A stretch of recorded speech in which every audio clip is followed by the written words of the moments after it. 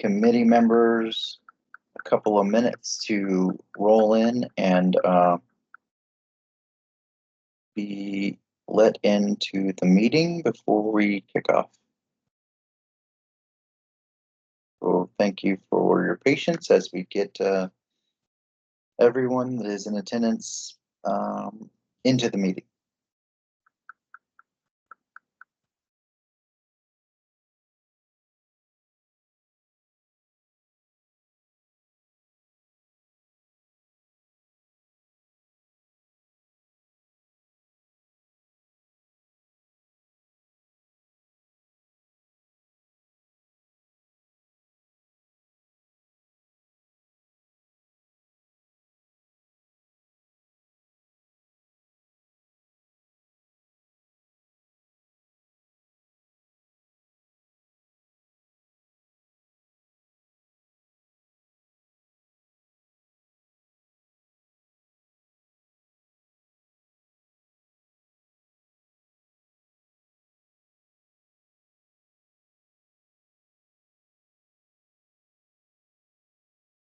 Does anyone else hear that tapping noise?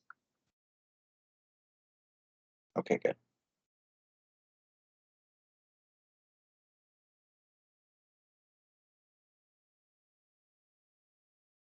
All right, as we have people coming into the meeting, being approved and organized by our state team, we're going to give another minute or two before we get this meeting started, just to give the public and our committee members an opportunity to join us for this meeting.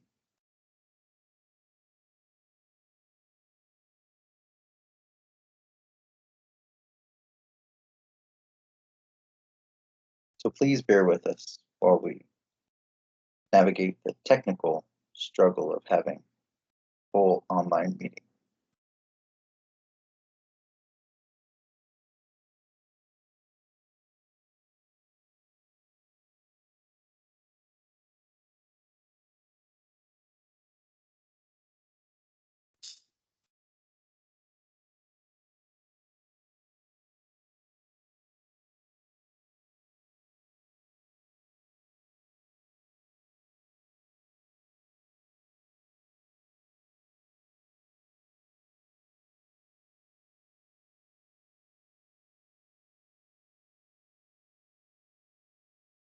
Joan, how are we looking? Do we still have more people to admit? Do we have people in the waiting room currently? There's no one in the waiting room. We do not yet have quorum. Okay. Check my emails to make sure we're not missing anyone or to see if anyone's struggling to get in.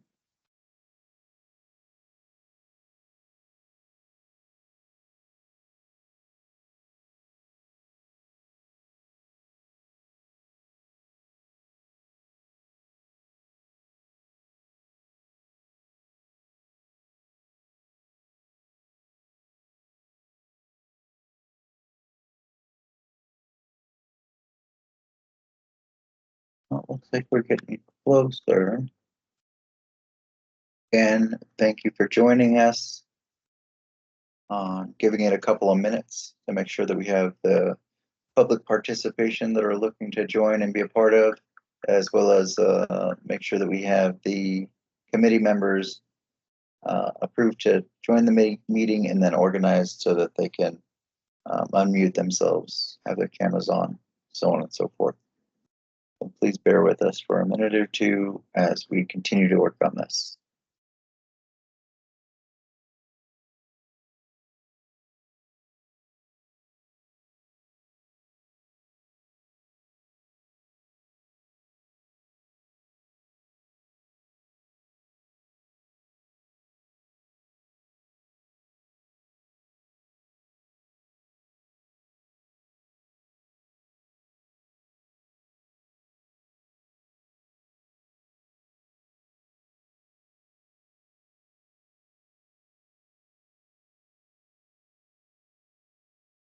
If you are a committee member, I will ask that you please turn on your camera so that we can verify that you are here, present, and available to participate in this committee meeting.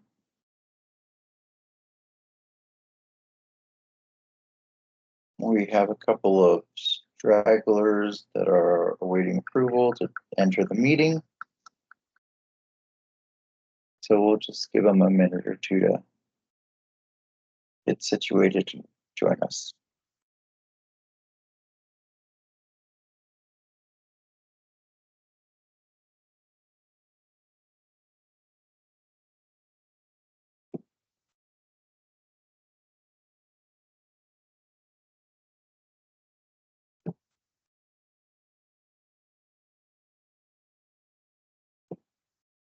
Thank you, Brittany. Brittany notified the committee that she is at the airport, will be present and attending the meeting. That's Brittany Collins Jefferson, but is currently going to have her camera off because she's at the airport.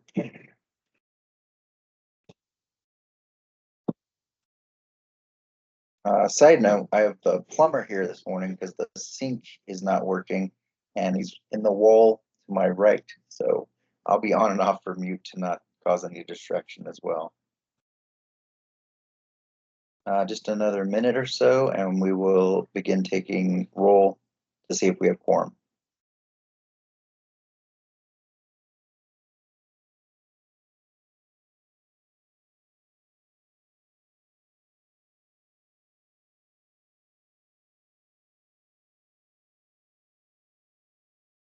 Just to confirm, state team, Joan, are we, or is the chat feature supposed to be functional at this time, or do we need to get that adjusted?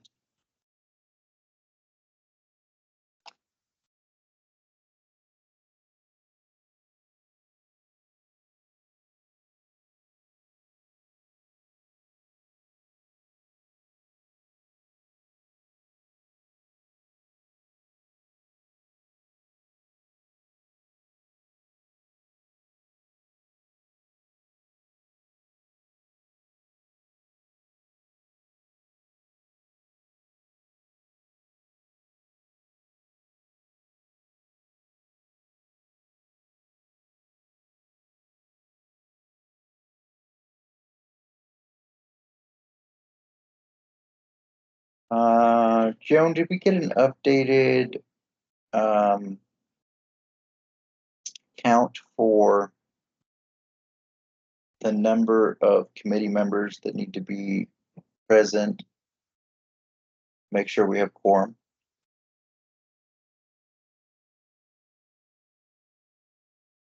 We need 9. Is that including an empty seat on the committee? Yes. Okay.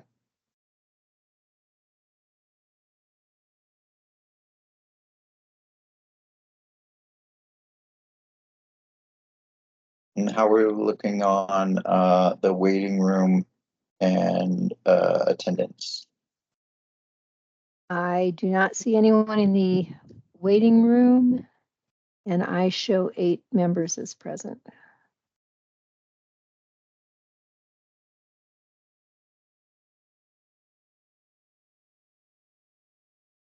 All right.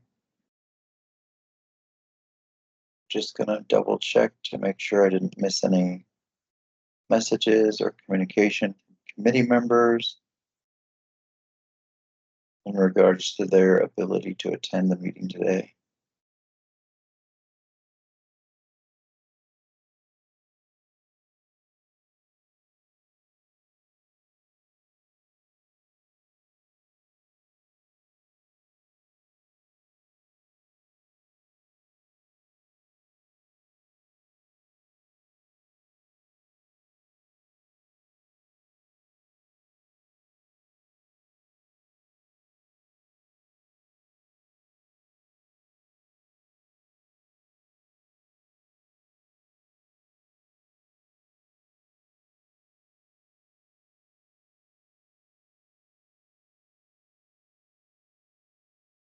All right, let's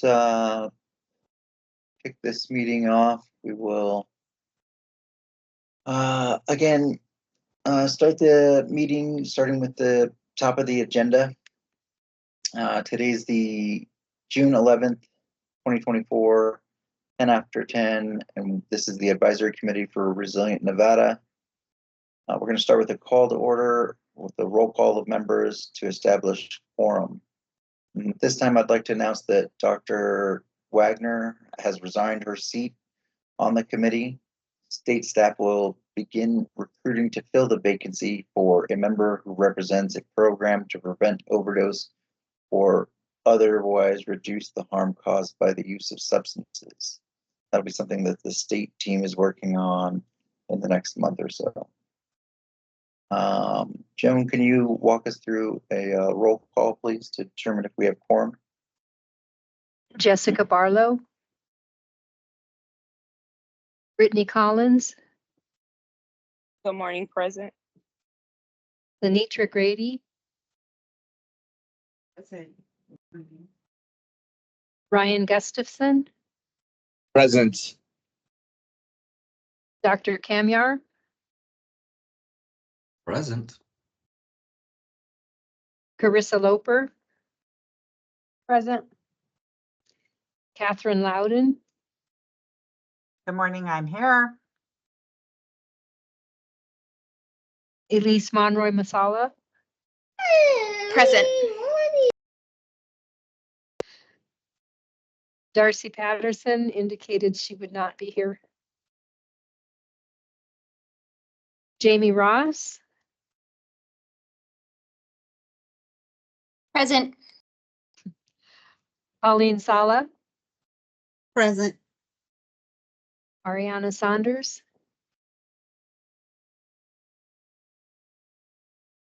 Cornelius Sheehan. Malika Toston.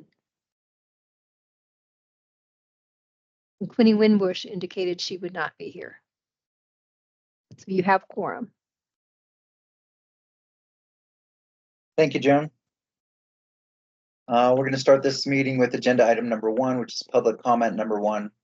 Public comment will be taken during this agenda item regarding any item appearing on the agenda. To provide public comment telephonically, dial 775-321-6111. When prompted to provide the meeting ID, enter 163074-882#. Please note that if you are joining by phone, you can press *6 to mute or unmute the phone call, or *5 to raise your hand. In consideration of others who may also wish to provide public comment, please avoid repetition and limit your comments to no more than 3 minutes. No action may be taken on a matter discussed under this item until the matter is included on an agenda as an item on which action may be taken. Do we have any interest or availability for public comment number 1?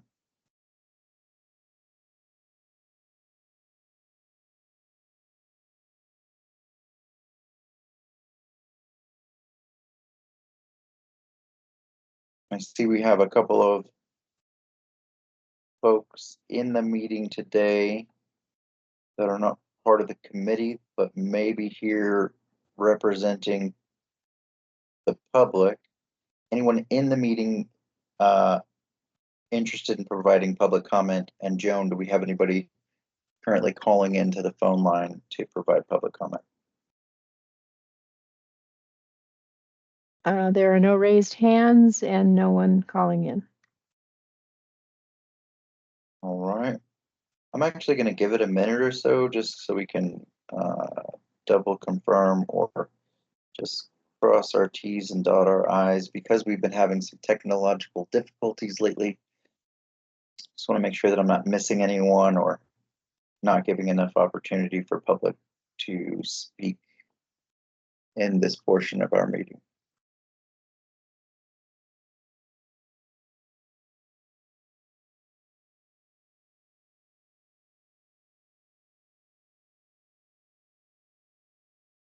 All right.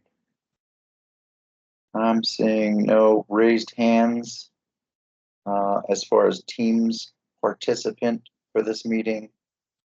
Joan, can you confirm that we have no one on the phone at this time looking to speak to public comment number 1? That is correct. All right, thank you, Joan. We're going to move forward with our meeting today to agenda item number 2. This is for possible action. It's a review and approval of minutes from our May 14th, 2024 ACRN meeting. The meeting minutes posted on our webpage through the Fund for Resilient Nevada. If you have any questions or comments or concerns or any motions to approve the minutes from our May 14th meeting from the committee members?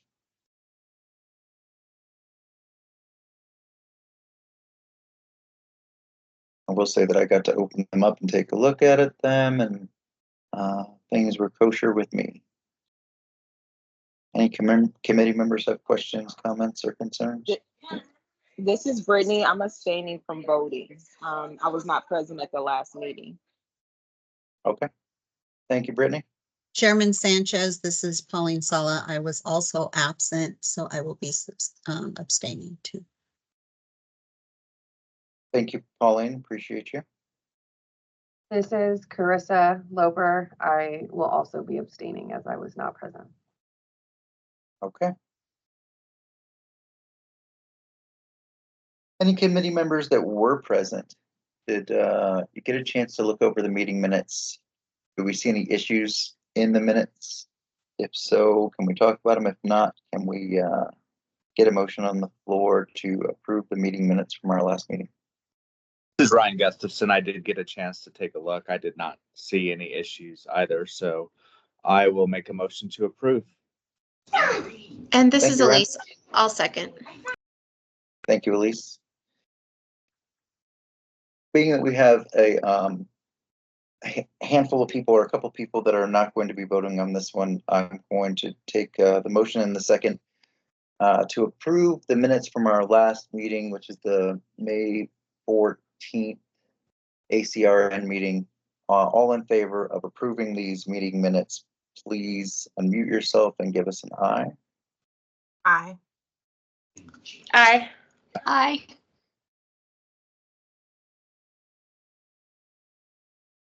All right.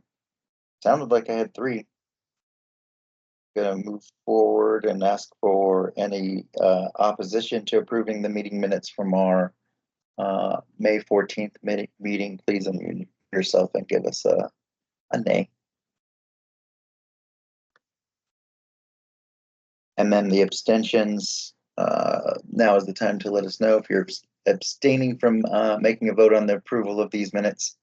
Unmute and give us a abstention. 3. Chairman Sanchez, you want us to abstain again? Yeah, just so I could, I please, just in case I'm doing it wrong. No, that's all right. That's all right. I just want to make sure I was following it. This is Pauline Sala. I'm abstaining. Thank you. This is Brittany Collins. I'm also abstaining from voting. This is Karissa Loper. I am also abstaining. Thank you, all 3 committee members that are abstaining. I'm not sure of the process on this, but if I can get state staff to help me double check and confirm that we are able to move forward with the approval of the minutes. This is Henna Rasul, Senior Deputy Attorney General. You're fine to move forward.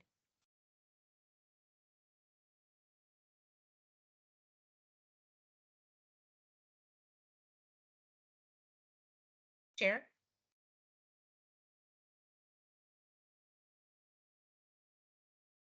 Hello? I'm sorry about that. I missed that. Henna? Oh, yes. Sorry. I thought maybe I'm unmuted. You're fine to move forward.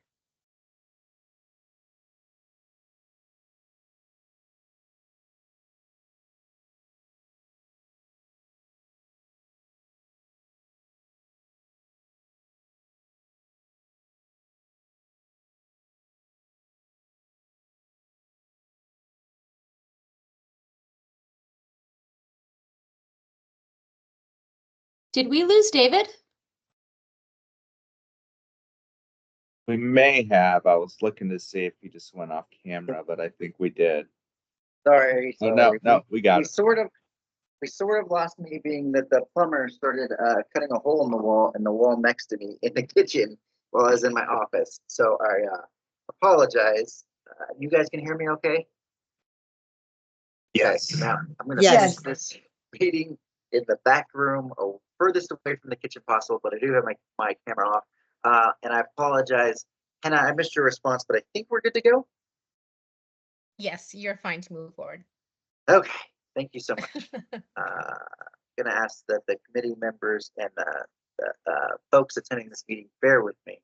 I had to move, so I have my laptop, but that means I lost access to where I was at on my second screen.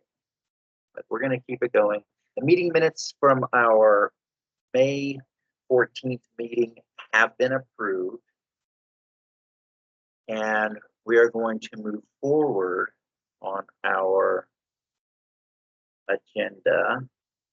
We're going to roll right into agenda item number 3, which is looking for public comment on the ACRN funding recommendations for the ACRN report to the director's office. It's important that we offer this opportunity for public comment, as in the Nevada revised statute. The advisory committee is guided to solicit comments from the public concerning the recommendations and to make any revisions to the recommendations as determined as a result of the public comment received. The committee has reviewed its recommendations in the last 3 meetings, and now is the time for members of the public to provide their input on the recommendations or the committee's recommendations that we'll be adding into the report. Today, or on the next agenda item, we will be going over the draft report to finalize and approve it for submission to the director's office. Do we have any folks attending that are interested in public comment for in terms of what the committee has put together so far for recommendations?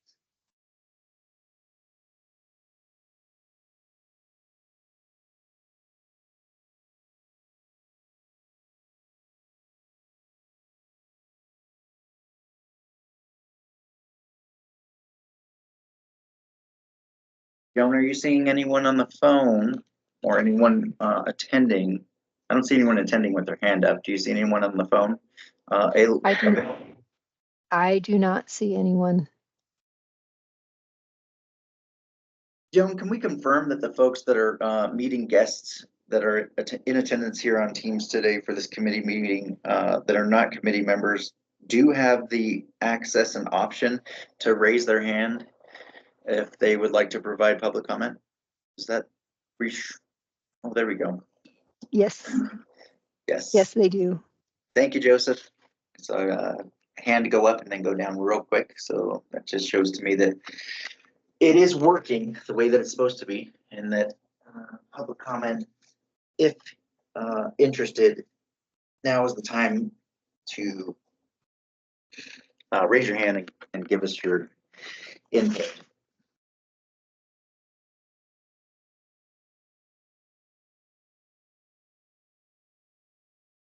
And being that there is no one raising their hand in the meeting, and again, we have no one else. Oh, Jamie Ross.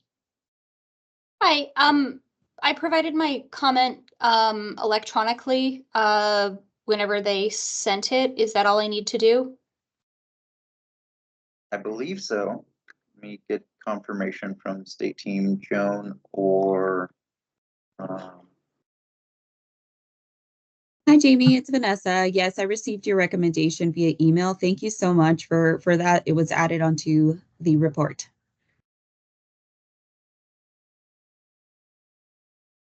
Awesome. Awesome. Thank you, Jamie, and thank you, Vanessa. All right.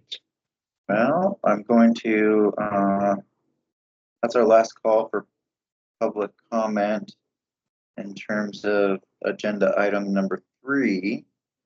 We're going to move forward now to agenda item number 4, which is for possible action This is a review and approval via voting of the ACRN report to the director's office. State staff Vanessa Diaz will be presenting, and I will be a part of that to kind of guide the conversation and support her as we move through our draft report. Vanessa, are you ready to go?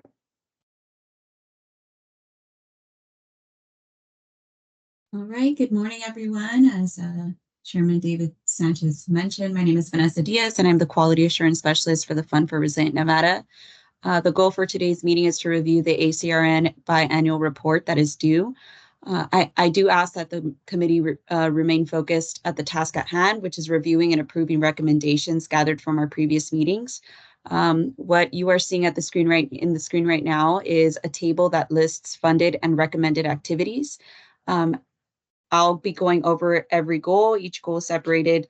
So as I go through these, I won't read everything. We've gone through this at length through different presentations. I just wanted something to be easily readable for the public and for all of us to follow along. Towards the end, we're going to see the recommendations that I added to this table. I do want to make mention that I stated here, and I'm going to continue to develop something that's a little bit more clear if this doesn't cover the base. But I placed here that we are rolling over all previous recommendations, just as we decided last meeting, with the addition of the following recommendations. So I'll go over the recommendations of that we spoke about, and if there's anything else that you recommend to add to these tables, now is the time to do this. The goal is to have this submitted by today, end of business day. So I'll go over this. I'm just going to focus on the recommended parts. The other things here are just meeting highlights, a statement here about the goal for the revisions. Some of the providers that we've funded, I listed these up until FY25. And we're on to goal 1. So goal 1 is to ensure local programs have the capacity to implement recommendations effectively and sustainably. Some of these are organized as funded. We wanted to list that clearly for the public and for us to follow. Internal just means that we are working on it on our side. So technical assistance things, initial reporting requirements, and so forth. I have listed here one recommendation that has been added onto the goal. Again, I want to remind you all that previous recommendations made from the previous report will be rolling over. These are just additional. So what I have here is, and let me know if I need to zoom in for anyone. I need to do that for myself, actually. So increasing the funding and support for local community health programs to ensure they have the necessary resources and capacity to implement evidence-based strategies for opioid misuse, prevention, treatment, and recovery. That is one recommendation I have added onto goal 1. So please let me know if there's anything else you would like to add to goal 1. I want to make sure everybody keeps in mind that we will be voting on this at the end of the meeting to make sure that it is approved.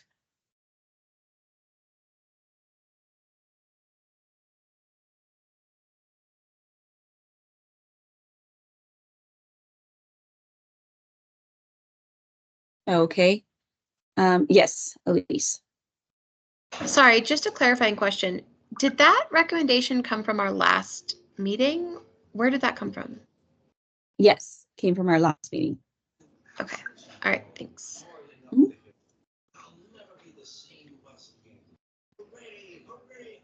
All right. I'm going to move on to goal 2, preventing the misuse of opioids. Again, and just to let everyone know, these are going to be ranked based on our previous voting. So goal 2, prevent the misuse of opioids. Funded, internal, and I have 2 recommendations again from our previous meetings. One is expanding school-based prevention programs and public awareness campaigns targeting youth and high-risk populations. The second recommendation I have is reducing first use of opioids through primary prevention and programming. there's any comment on that, please let me know. Or anything that you would like to add. Jamie Ross, this is what you emailed me. Thank you so much again. I appreciate that. Miss Elise. Thank you. I couldn't catch it all while you were scrolling. Is this where the harm reduction recommendations are? For preventing misuse. Yeah, I can't remember how we had organized the goals. Okay, let me take a look. I'm not sure I've seen anything here in this specific one for harm reduction, but reduce harm related to opioid use is goal 3. Okay, so we can go over that one right after. If there's anyone else who has comment on goal 2, which is preventing the misuse of opioids, please let me know, or any additional recommendations. Now is the time.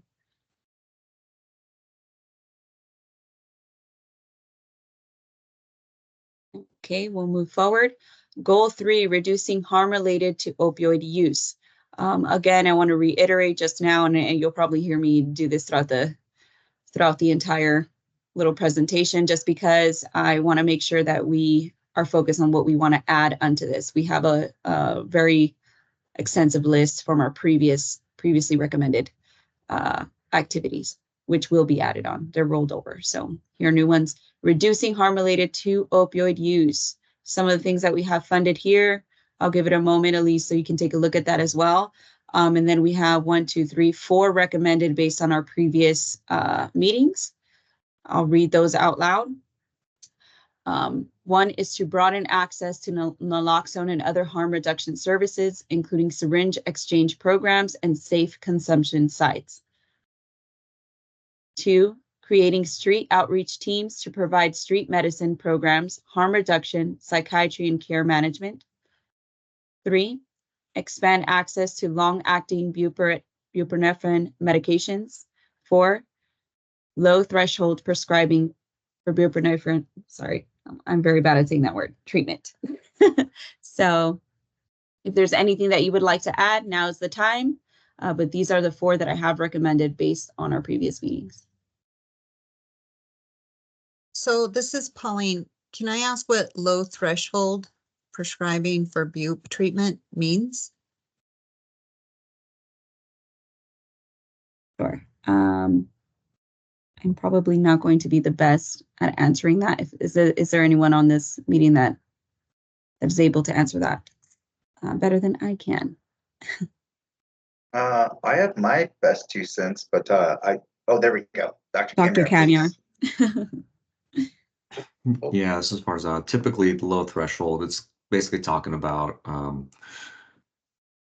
prescribing in most instances where it would be appropriate versus, waiting for someone to have an overdose, all these kinds of things. That was sort of the stigma and the evidence, and that was like sort of the practice because everyone was fearful, or everyone, don't mean to use such absolute terminology. A lot of folks were fearful of buprenorphine as a medication, and so they weren't prescribing it because they thought someone would overdose, or they thought someone would sell it on the streets or divert it. So my understanding is that low threshold is someone comes into the ED, give them 30 days of buprenorphine, get them to a treatment program, sort of that being the essence.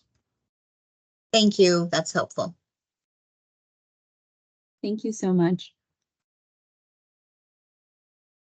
Would anyone else like to add any recommendations or have any comment on the 4 listed?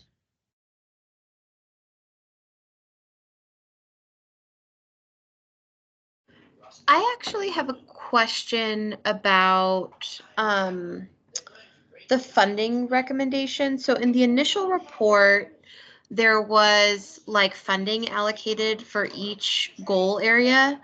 Is this report going to adjust the funding allocations at all?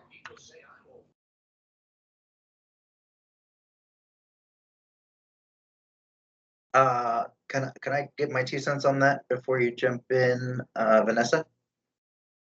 Please go ahead.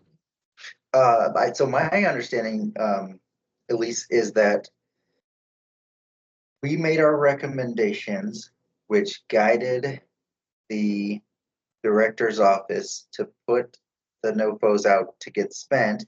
And before they did that, they used the needs assessment to come up with how much should be spent where. Once we saw that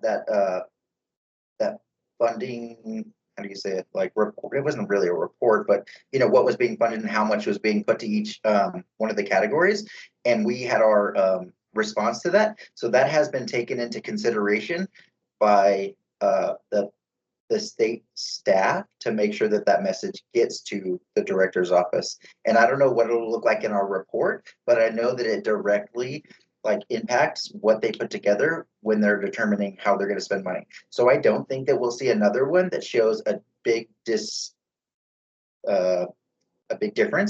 between the harm reduction, the amount of funds that went towards harm reduction programs or support to the community, and one of the other areas that seemed disproportionate to this committee. So I guess what I'm trying to say is, when we were showed that, we had concerns, we voiced them, and that message alone is enough to fingers crossed, I'm hoping. I'm pretty sure though that the state staff will adjust the way that funds are being spent from this funding source in the community to enhance at least the sections that we were concerned about, or take into consideration to put less towards the ones that we were also concerned about. And then Vanessa, do you have an answer also? Yes, so I'll just add this small comment. So these recommendations are extremely important. This goes directly to the director's office, but it is the DO that decides on regarding amounts. But that's why this is important. So thanks so much.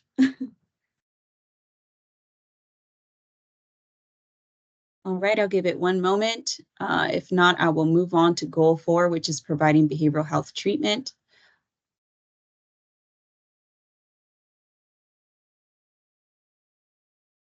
Yes, Dr. Farzad. Hey, Farzad here. I'm trying to consolidate again, sort of 3 things that I'm now trying to juggle. One is, or 2 of them come with the needs assessment and state plan that was developed for 2022. And then what we're seeing here, it looks like in goal 3, which is, oh gosh, what was it? Prevent the harms? Is it prevent harms? Reduce harms related to opioid use. So there's a few activities that are funded, because right here we're only listing what has been funded from all the different recommendations. Is that correct? Yes. Okay, and we're not listing out all the recommendations, just the ones that have been funded. Chairman, did you have a comment? I apologize. Yeah, I was going to say that, yes, we have, under goal 3, we have a list of some things that are being funded, but also current recommendations. And it's not a comprehensive list of activities or recommendations that fit into goal 3, but it's what we most recently talked about, and also what we've recently been shown to or presented to while we're in the committee meetings. So we'll see as Vanessa scrolls down just a little bit, we have the funded, and then after that we have recommended, and then again we have the recommendations that we're rolling over from our previous report that will be broken down into each goal and then added as recommendations. Got it. Okay. And then the ones that I'm seeing here that are not funded but show highlighted of recommended, where's that coming from?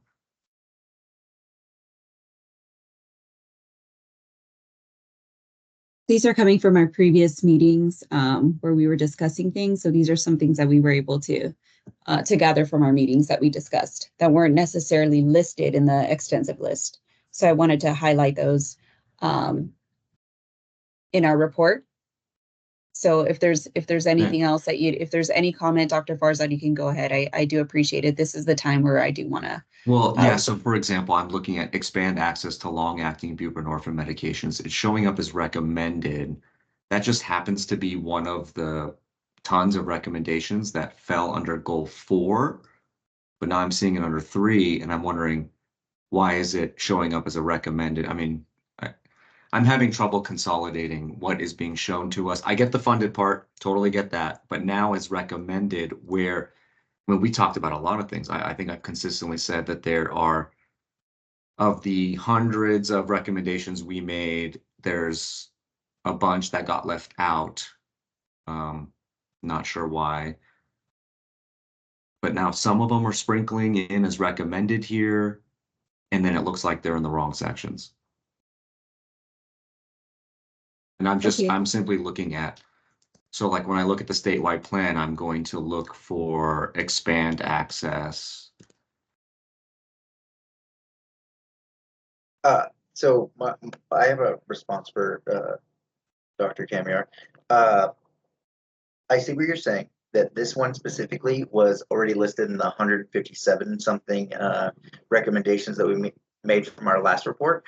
And yes, I acknowledge that it looks like it may be in, well, no, I personally don't see a problem with it being in goal 3, but the confusion being is that why are we seeing duplicates and why are we seeing duplicates and then placed in the wrong section?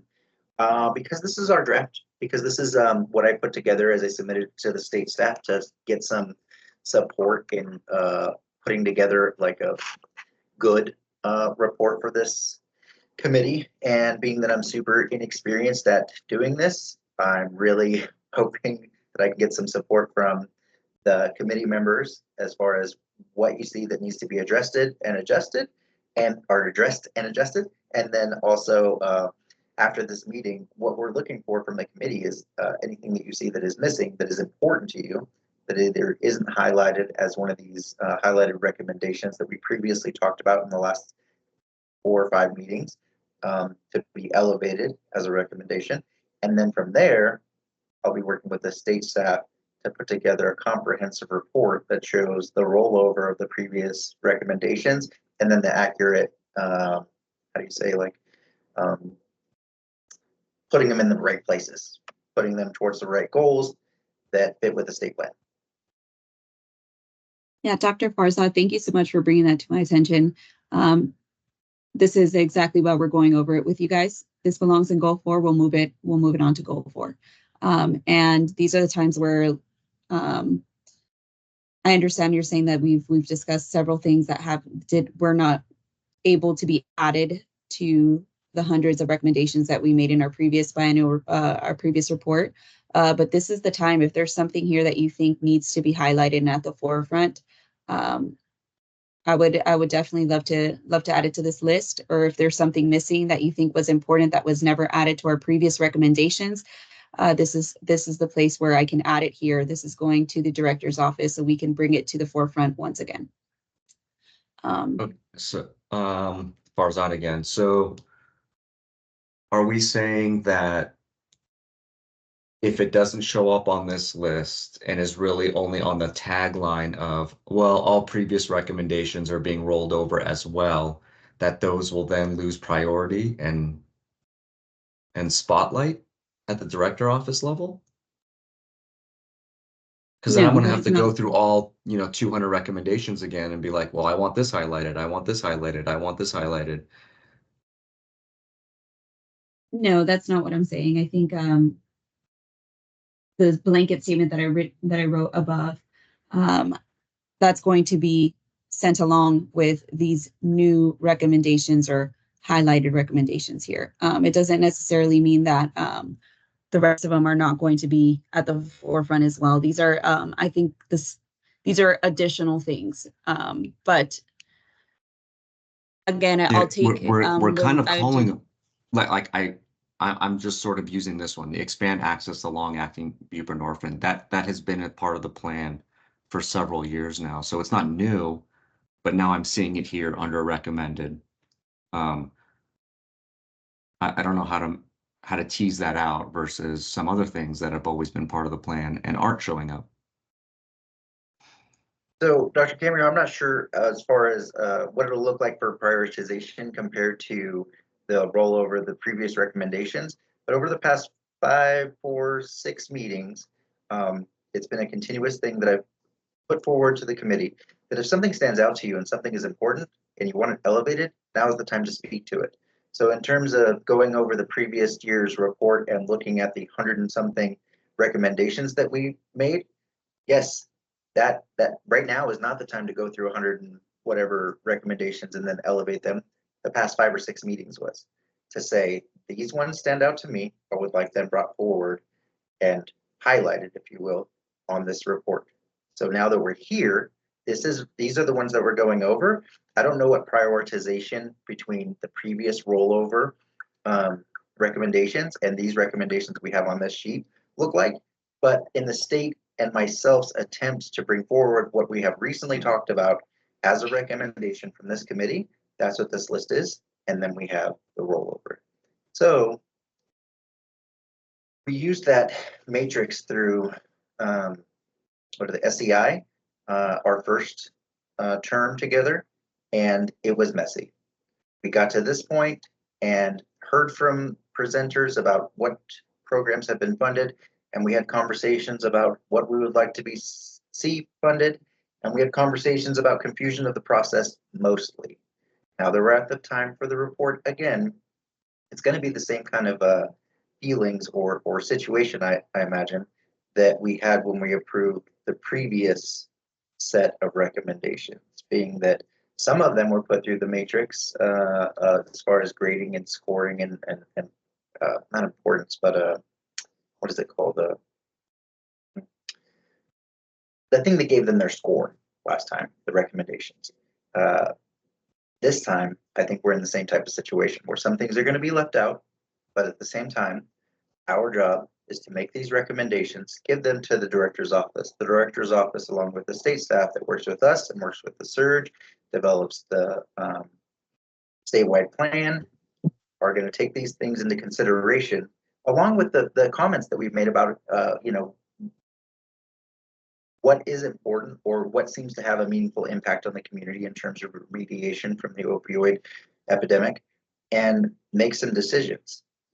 So I ask that you bear with us if you see something again that you would like added to this list of recommendations. Now is the time to say, yeah, let's highlight that one. Let's throw that on there. When the state staff and myself goes through this report as we get it ready for final submission to the director's office, we'll make adjustments to make sure that what is spoken about here today is being paid attention to. Dr. Farzad, is there a recommendation that you would like to add to this list? Or would you, I understand, and I 100% agree with what Chairman David said, mentioned, but Yeah, so this I'm is going to be Farzad. I mean, moving I feel this. like I've completely missed the boat then over the past 2 years on what we've been doing. I didn't realize that we spent 5 or 6 meetings going over all the recommendations, ranking them, getting people's input on them, what's important, what do we want to table. I remember having several meetings where we had presentations from folks that were of funded programs. And then we saw presentations from the state that would show like, here's a few of the recommendations, here's what's funded, here's what's purple, here's what's red. And that I feel like that's been the sort of the theme of what ACRN has been doing over the past huge chunk of time. But yeah, sorry, Chair, I've totally missed the boat on this, that we've been like ranking and prioritizing all those recommendations. I haven't been. I've just been kind of waiting for that to sort of happen. My whole thing is I've been sort of stressing the whole time. I feel like from our original list, things got distilled down. I'm not sure how they got distilled down. And then we're now seeing things that have been funded versus in the plan to be funded. We're not involved in those decisions. Almost like a broken record, but I'm going to take that as my shortcoming and not fulfilling my role for the ACRN. Because yeah, like you mentioned, now's not the time to talk about like what we want to see in the lists, but then we're saying it is the time to add. So like, do I just send an email that copy pastes everything that we have recommended that is not on this list? Because I want to say that was the whole point of our recommendations. Like, here you go, here's our 200. And I seriously don't recall since that time as a committee sitting down and saying, for our next biannual report, what do we want to do to these lists? Do we want to reprioritize some? Do we want to look at the scoring matrix, right? I've like continually said, I don't agree with the scoring. There were some items that aren't scored correctly. Yeah. Yeah, no, I get what you're saying, Dr. Kamiar, and you're not alone in the way that you feel about this, but I will say that during the past, 6 meetings or so that we've had, I've made specific, homework or, directives to the committee to, if something stands out to you and is important, we want to hear about it. If you're not seeing something that we're going over as we go through these goals, these recommendations, these lists that tie to the state plan, then bring them forward. And then 3 committee members I've seen that outside of the meeting, they send something in to say, please make sure that this is included in the recommendations. Other than that, we have people elevate recommendations through conversation in the meeting. And again, it's only been a handful of times. So you're not alone in that. And I'm on the same page as far as like easily getting lost in the weeds as far as how this thing is working with prioritizing and making recommendations that have been put through the rubric or the whatever it is through SEI. Is that where are we at with that? I'm in the same place, not exactly sure. But if I keep it simple and elevate the recommendations that I think would be helpful to the community in remediating the harms from the opioid epidemic, I think that I've done all right. And I think the committee has done a good job of bringing forward what's important to them. I'm sorry that those are the feelings that you have, and I'm sure that you're not alone in having those feelings. I will say that we've done good and that we've made recommendations that have been implemented by the director's office and have been attached to the state plan to directly remediate those harms. And we do have work to do, and we do have more that can be done to get us all on the same page. It seems like a constant dance that this committee has to try to figure out where we're at, but we can keep it simple and elevate recommendations that are important to us, specifically in this meeting as our final meeting before we move to the finalization of the report to the director's office. Elise, did you want to jump in with something? No, I mean, I just kind of wanted no, I don't think I have anything that will help move the conversation forward. Thank you, Chair. Thank you, Elise. And thank you for your patience, committee members. It's not been very straightforward and easy to understand how it is we're going to get to the point where we finalize this report to the director's office.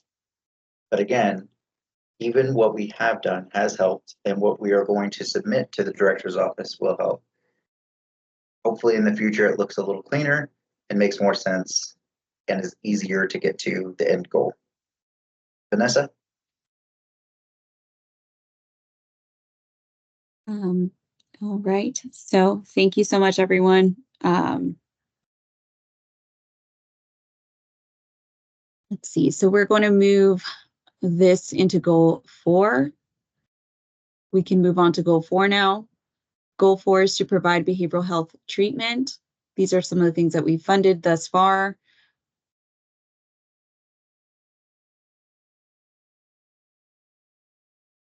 These are internally funded and things that we're working on as well. And I believe, there it is, we have 3 additional recommendations based off of what was discussed in our previous meetings. Vanessa,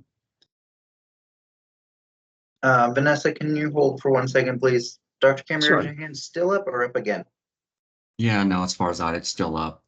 Along the essence of what you mentioned, Sheriff, sorry, if you can scroll back up to what's now showing up as recommended under 3. Again, I'm just going to sort of say I must have missed the boat on a bunch of these items. But for example, this item that's above the long-acting buprenorphine, I hear that we're saying we've discussed this numerous times. So create street outreach teams to provide street medicine programs, harm reduction, psychiatry, and care management. We've discussed that. And we've discussed that as an evidence-based practice that we want to rank. And prioritize and now include on this very short list. So this came from one of the recommendations that were initially pushed through in our first report, and was spoken about in one of the previous meetings as something that one of the committee members was interested in seeing elevated or highlighted as part of the recommendations. So that's how it got to this point. And then Okay. Regardless if it's highlighted right now on this list, it's still one of the initial recommendations that's going to be rolled over. So the director's office, which their state staff works with us to help guide or fill in the blanks, or give us some understanding of where the state plan is and what it looks like to see programs implemented, will have an idea of, how do you say, where this can fit into funding. Okay, so then, so the reason it's showing up now is because someone sent an email that said, I want to highlight this.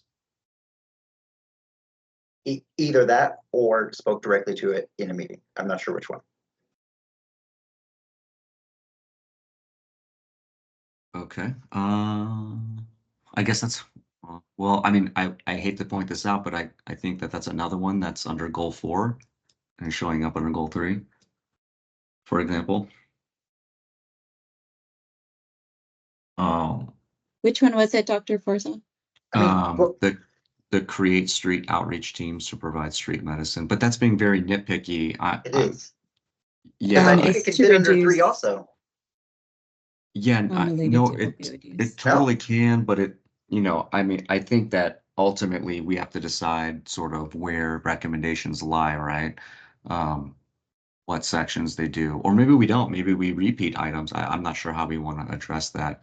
But then, I don't know, I also get the sense that, so like the 3 members who potentially just sent in emails their recommendations are gonna get prioritized. I'm saying prioritized because they're showing up here on this table. I don't know. And now we're being asked to accept this. And by the end of this meeting, we have to agree. Not that I disagree with these recommendations. Again, I'll just say the same thing that I've been saying, which is I would want all of the recommendations that we laid forth to be highlighted. There you go. There's my email to the team. There's my email to the ACRN team. Whatever recommendations showed up in the state plan that somehow got lost and didn't make it to different presentations and didn't make it to different sections and are in the wrong sections, whatever it may be, my email to you all is, how about we highlight all those recommendations, because I am not convinced that, let's say, under goal 3 that we're presenting in this plan or in this report won't just be taken as, well, this is the end all be all. ACRN took 2 years to put this together, right? I'm only going to look at these 7, for example, right, that are under 3. Oh, even though this says also please consider all other recommendations that have been there, I guess I don't feel comfortable with that. And then having just emails sent over the past month or so, now presenting that as a recommended. Are we saying that the other ones aren't recommended? Are we saying that they're lower in priority, even though they're not being assigned a priority score here or a rank? Will they be included? Will they not be included? Again, I'll fall back on the specifically within goal 4, which is treatment. Last meeting, I wrote this down because I highlighted it. There was 81 recommendations that we had made and 57 had made it through. So we had lost like 25 different recommendations somewhere in the wind. I don't know. And then those further got diluted to the presentations that we were given, which is the color schemes. There weren't 57 recommendations on the color schemes. Those really just showed like a subset that was, here's what's funded, here's what we're planning to be funded, here's what we're not currently funding. So there's been distillations that have happened. I'm not exactly sure what the process was or what the priority was, and the implications that would then have moving forward. I think I've said my piece on this. I will at this point agree with whatever you all, and don't want to hold up this conversation any further. Thank you, Dr. Camera. Jamie Ross? I just wanted to quickly clarify after following what Dr. Camier said. Dr. Camier, going back to street outreach teams, that one. Is your concern that that's not evidence-based? I am not an expert in that, and I don't want to put things that are not best practices, evidence-informed, whatever words we want to use. If you're saying that that is a bad idea, I'd like to discuss that, but I wasn't sure if that's what you were trying to say. Nope, not what I was trying to say. Just sort of using it as an example of, right, using discussions, using prioritization, using the ranking scheme or the scoring scheme, and particularly because this is now showing up. I mean, I would think, this is just my take on it. If I was looking at this at the at the director's office, and I saw that this is the report that's coming out after 2 years from the ACRN, and under goal 3, they've got 20 recommendations. 15 of them have been funded, and now there's a list. I'm just throwing out random numbers. 4 of them are showing up as recommended. I'm basically going to be like, well, these 4 definitely need to be prioritized for this go around, right? I'm not going to go look at the 60 others that aren't listed under goal 3. That makes sense. And what I'm trying to communicate is that not that the recommendations aren't valid. It's more so that like this one is getting highlight, right? This one's getting a spotlight. And my guess is that when you look at the scoring of it and all those kinds of things, it's going to be middle of the pack, right? We've got heavy hitter items that I think are probably not on here, just saying. This one's obviously super important. I mean, I have a really good colleague that started basically street psychiatry in San Francisco. She's the one that started it. So I actually do think it's amazing to do street psychiatry. Just using that as an example. Yes, and it just sounds like, oh, sorry. Thank you, Jamie.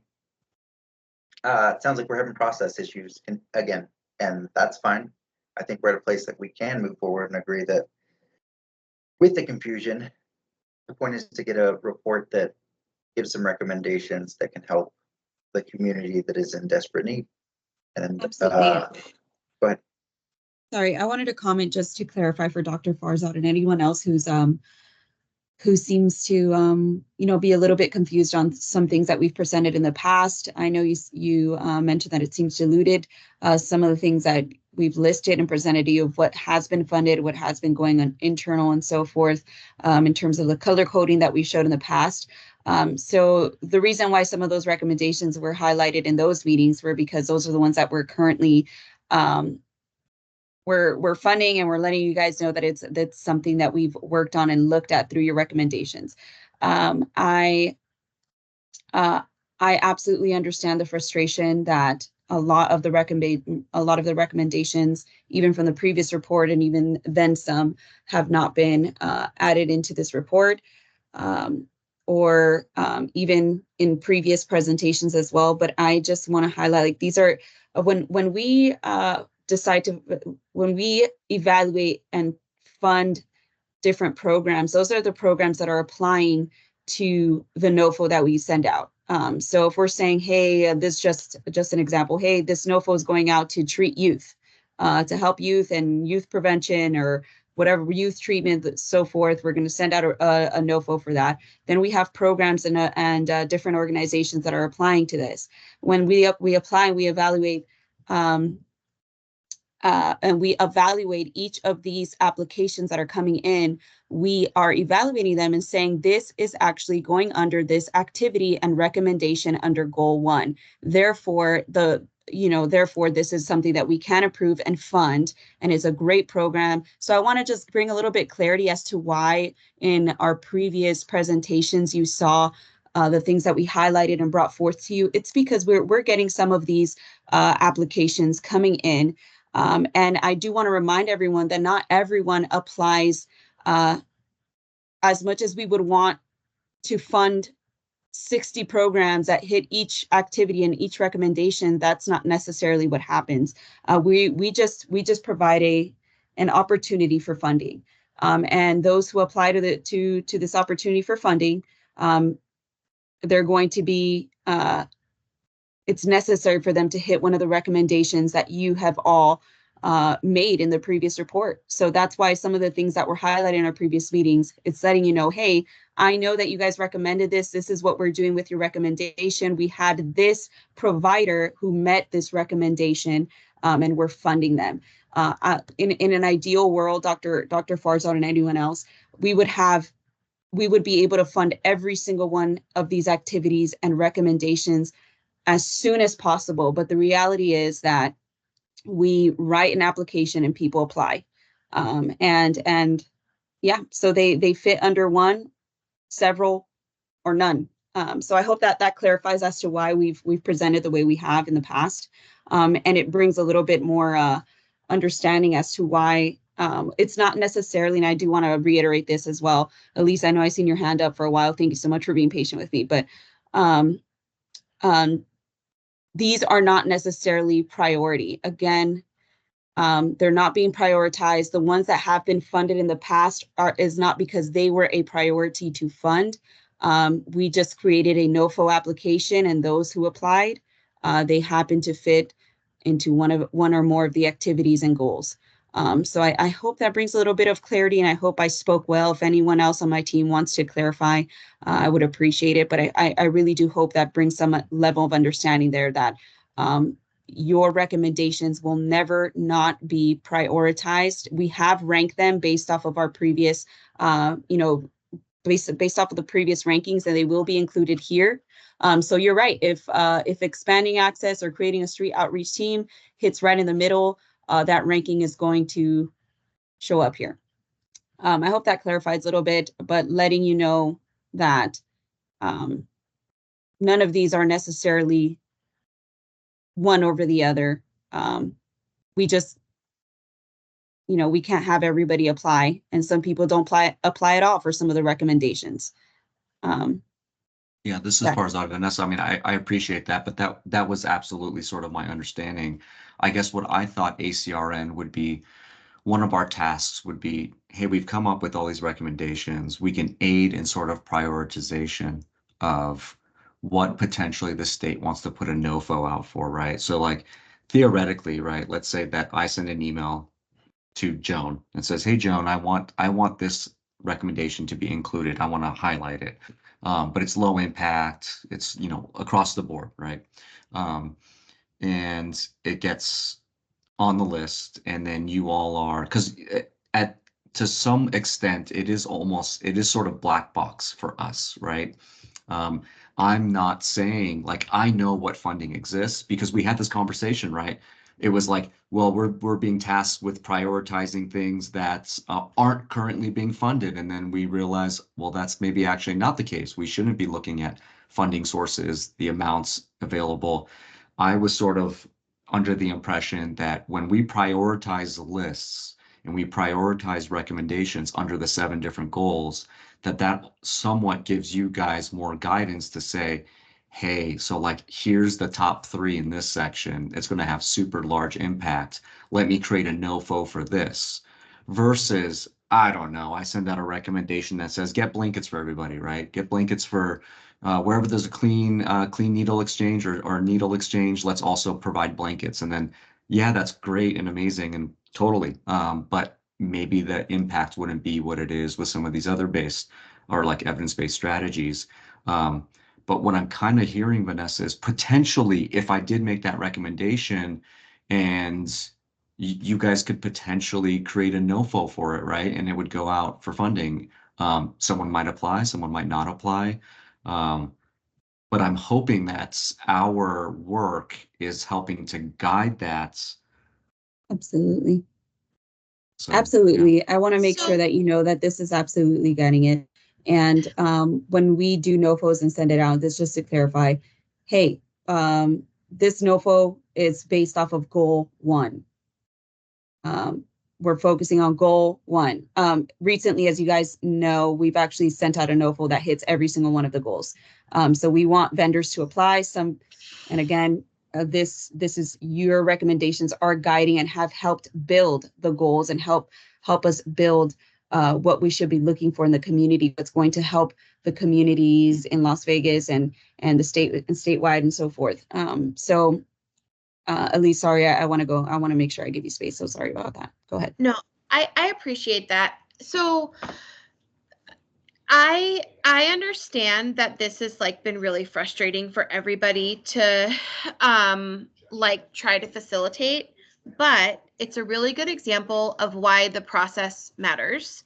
And this has not been a very transparent process from the get-go.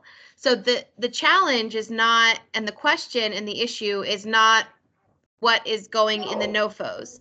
The challenge is we had 81 recommendations, 30 were removed. We don't know how they were removed. We don't know how they were scored. So now those have fallen off.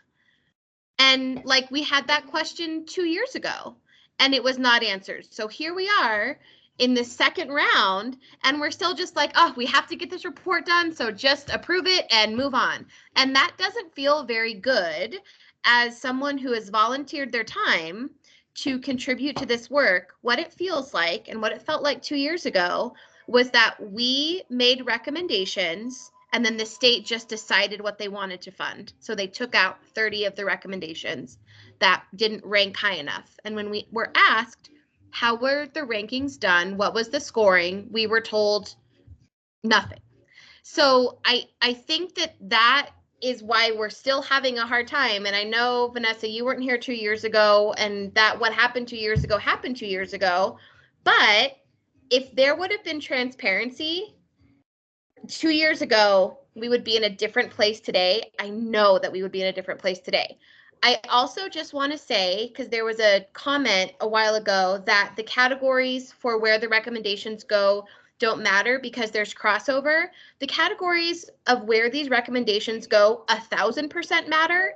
And the reason they matter is because the state is limiting the funding that it's allocating per goal.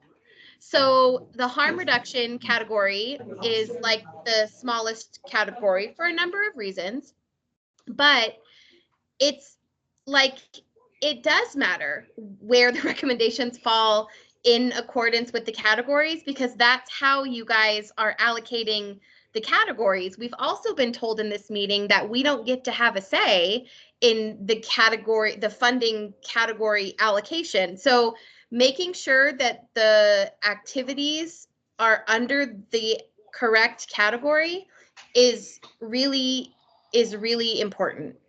I also just want to note that my last thing, and then I'll go off of mute. For the last 4 or 5 meetings, Dr. Kamiar has spoken about the importance of ensuring that we address perinatal issues, eat, sleep, console. He has been very clear about his recommendations. I think they were his recommendations. They were recommendations he was interested in that fell off in that original culling of recommendations, and I don't see them here. I did not know after the last meeting we were supposed to send an email with our recommendations. I didn't know that, so I didn't.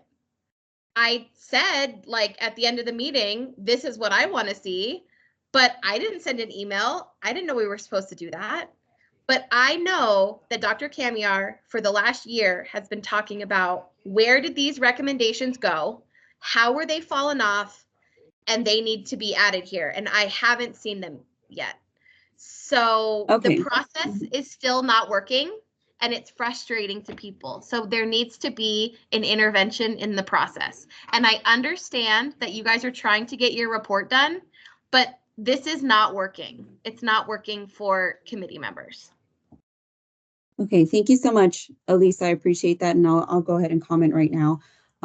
Some of the recommendations were consolidated in the previous report. However, this is why I'm going through, and this is great discussion. I just want to make sure everybody's clear that I do not mind what's happening right now. I appreciate this discussion. And I want to make sure that just as Elise and Dr. Farzad both mentioned, some of the things were dropped off from your previous report and recommendations. This is the time, and again, and Elise, you did mention I wasn't here 2 years ago. I believe 2 years ago, some of the recommendations that were made were consolidated for several reasons that I'm not aware of. And I'm sure that's what made sense. But if there's something right now that you prefer, for example, Dr. Farzad, some of the previous recommendations that you made, we can add it here. Those 30 recommendations that fell off that you would like to be highlighted. And again, if you can interrupt me, my team can interrupt me. This is just a suggestion I'm making at the time. So if anybody wants to interrupt me, please let me know. Let's highlight them at this time. I want to make sure that yes, Elise. It's not that we want them to be highlighted. We want these things to be funded.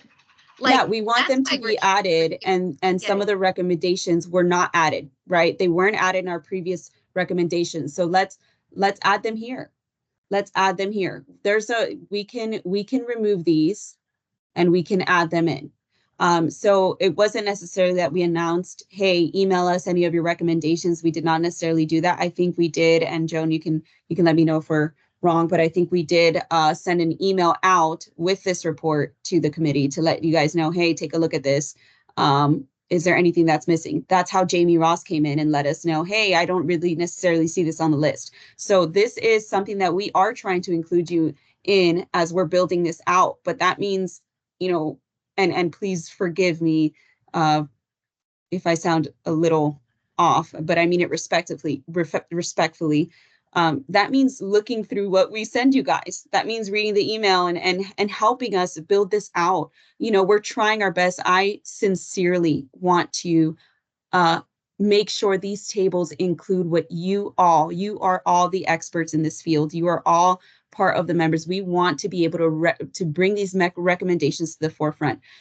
So Dr. Farzad, Elise, if there's some things here that you that need to be added, those 30 things that fell off, the 25 something things that fell off, send that email off. Respond to that email chain that we send it off, and we can add it. We don't have those 30 things. So if that's where we're at, just add them back in.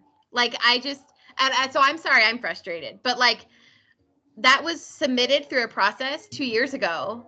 I don't have that form. I don't know what those 30 things are. They fell into a black box that was scored and ranked in a process that we didn't get to have a say in, that was not transparent for us. So if that's where we are, just add the 30 recommendations back into here, because we don't know what they were at this point. Okay, and I know I have to. Farzad, Vanessa, yes. Sorry, I wasn't aware of an email that went out that contained this report. Maybe I missed that too. Okay, I misspoke. We didn't necessarily send out the report. Joan corrected me in a little chat here.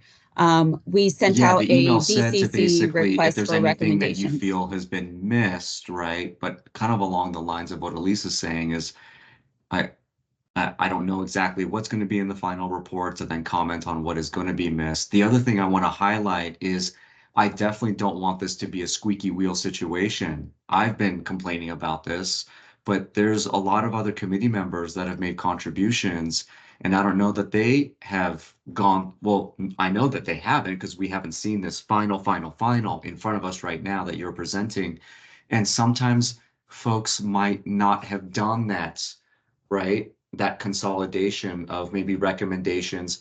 And I don't want it to be like only recommendations that I have made. I'm giving everyone's recommendations. That's why it's almost like what Elise is saying is I don't want to pick and choose based off of what I think. And I don't want to go through the list of 200 recommendations again to see what's missing. I really don't want individual committee members to have to do the same thing too, because they might miss something. Folks might only focus on the ones that they've submitted. They might not feel comfortable right now on the fly looking through a list, but a lot of times on the fly in meetings, I'm sitting here counting and looking at 4 different reports to see what was here and what wasn't. Vanessa, this is not on you, by the way. I actually don't think this is on anyone. Just sort of like how Elise is mentioning, maybe sort of, process related. But it could be difficult for people on the 11th and 59-minute hour to try to do that consolidation to figure out, oh shoot, under 4, I had made this and I thought this was important and it's not there. I'll send an email. Anyhow, we'll get it done, whatever has to be done. It's almost like I really like this list that you guys have put together that says funded, and then kind of removing all the recommended ones and just saying the recommended ones are all the ones that we've previously recommended. Because I do worry that highlighting them on this list right here, Vanessa, again, it would be squeaky wheel. I would give you the 5, 10 that I think are really important, even though I think all of them are important, right? But then some other committee member might not have given you a list, might not update it on the fly. So we would potentially miss recommendations. I guess that would be my recommendation, is to Sure. just keep the list as funded, and then that asterisk really comes through and like, hey, this is what we have funded, but if you're looking for future NOFOs and where to continue, we have that huge list. If that huge list really is the original huge list that didn't get, and I'm not going to call it diluted. If I said diluted, I misspoke. I thought I used the word distilled, which is like we had 100 and now it came down to 50 and now it's down to 20. Right. Thank you so much for your recommendation. Yeah, no, Dr. thanks. Garza. Thanks everyone for patience during this squeaky wheel conversation, I'm going to call it.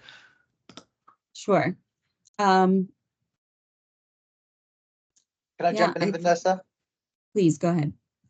It seems like we're at a good point to keep moving forward. If we take the suggestion and the feedback from Dr. Kamiar and Elise, we adjust this list to show what is funded, and then we continue moving forward with the statement up at the top / the asterisk statement that says also continue moving the recommendations from the previous meeting or previous report forward. That being said, as far as like accountability and the confusion of the committee on the process, I will say that I have a big part in that. Not to lay or place blame, but that this is my first time being the chair of a committee like this. So hearing the constant confusion about process, I think falls on me to push harder to make sure that the committee is on point with process rather than pushing through meetings where we're given reports or information about funding that has been put out into the community, how we impact, how we had a part in that. And that's kind of been the path that we followed. Is we have plenty of meetings, but 2 hours of each meeting is taken up on giving us presentations rather than clarifying and locking down process so that we're all on the same page and facing the same direction as far as what we want to see happen in terms of process. So now that we have that kind of out in the open, clarified and understood, I think that moving forward for today and for this meeting, in the name of getting the report pieced together and submitted, because by the end of this meeting, we're going to take a vote on this draft report that says, are we all in consensus that this draft report with the edits that we've suggested can move forward, yay or nay? That being said, I guess looking forward, either I need to come up with a way or I need to get support from the committee or the state staff in order to have whatever meetings follow this, clarify and get alignment with the committee as far as what our process looks like, how it's working, how it's not working, where we see gaps and where we see that there needs to be gigantic adjustments. And rather than take the answer of not having enough information, we can push to make sure that we get the information that we need and or get the clarification to make the decisions that we're supposed to be making. Thank you for everyone that's spoken so far, bringing forward your questions and comments, concerns.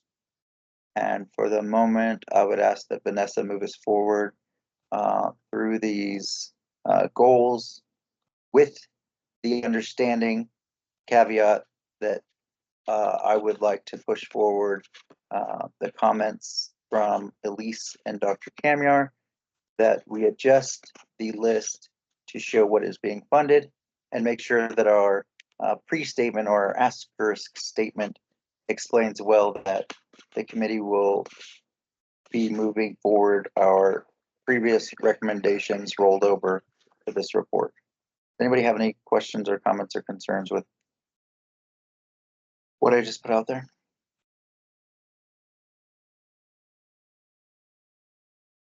All right, Vanessa, the floor is yours.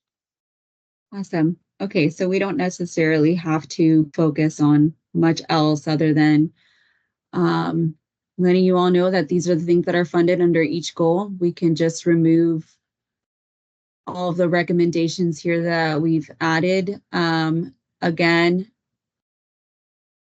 But what my understanding is here is that no one is adding anything new. There are no new recommendations being added in this report. We are just rolling over every single recommendation made from the 2022 report. So I guess the goal of this meeting was to add any new recommendations. If that's not being done, then we don't necessarily have to go through these boxes because these are the things that we've presented on for you guys previously on things that are funded and things that have been that we're working on internally. These are all going to be deleted. So we don't necessarily have to go through any of this. As long as we have that asterisk statement or pre-statement that determines or shows that we are rolling over the current sessions or the previous sessions recommendations. And yes, that none we is have that highlighted more statement than the other. created. Sure, we have that statement created in the beginning of these boxes. These will be deleted. I do want to let everybody know that yeah, I just I think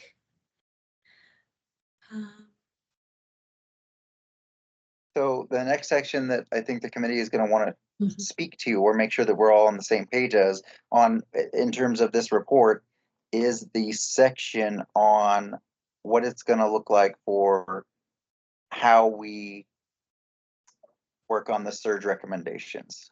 What is the statement that we want to be included? I know we had a vote and I had verbiage problems understanding how to input that into the report.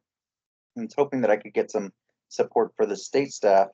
Really, we can look back at the meeting minutes from our last meeting to determine what the verbiage looks like for, I don't know, adding to our report the fact that we were submitted the surge recommendations. You know, taking into account that the surge committee members and subcommittees put some pretty good time and effort into coming up with these recommendations. But what I need help with is how does this committee move those forward? I mean, my understanding was that we were going to list them in some type of way. Elise.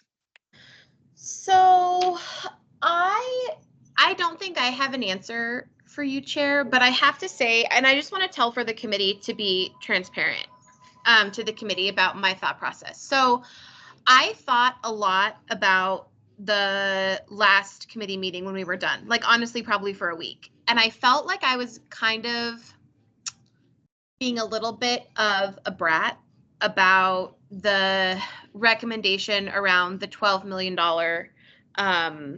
for prevention. I thought a lot about that. But then I reread the recommendation, and the recommendation was not to have the ACRN fund $12 million of prevention funding. It was to have the state set aside or whatever. So then my question was, well, why were we even then adopting that recommendation at all? Like, why was that even a consideration for us if that's not what the recommendation said? So, not to be a squeaky wheel about process again, but this is another example as to why I think this process needs a lot more careful and thoughtful facilitation from an outside, like an outside group or entity than we're currently getting. Because it felt like I honestly, I don't think we should have even been given the surge recommendation, that surge recommendation in the first place. I really, really don't.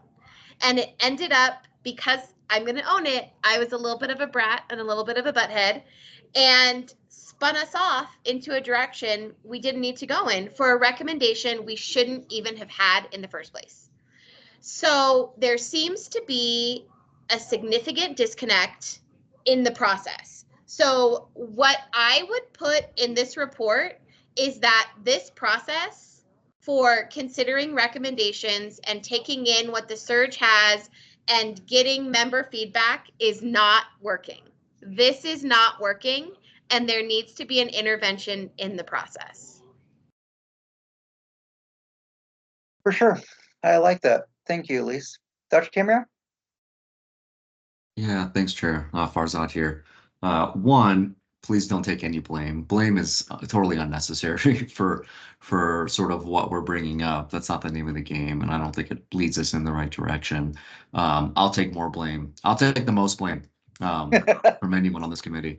Yeah, I'll sort of echo my sentiment again regarding this and I thought that, Chair, we had gotten to the point where we realized that what we were presented is like the 10 different surge recommendations that we had to rank were again distilled down. It wasn't like a cross treatment. It wasn't this. It was like, I think it was only prevention. And then I think it was further distilled in only prevention ones that currently weren't being funded.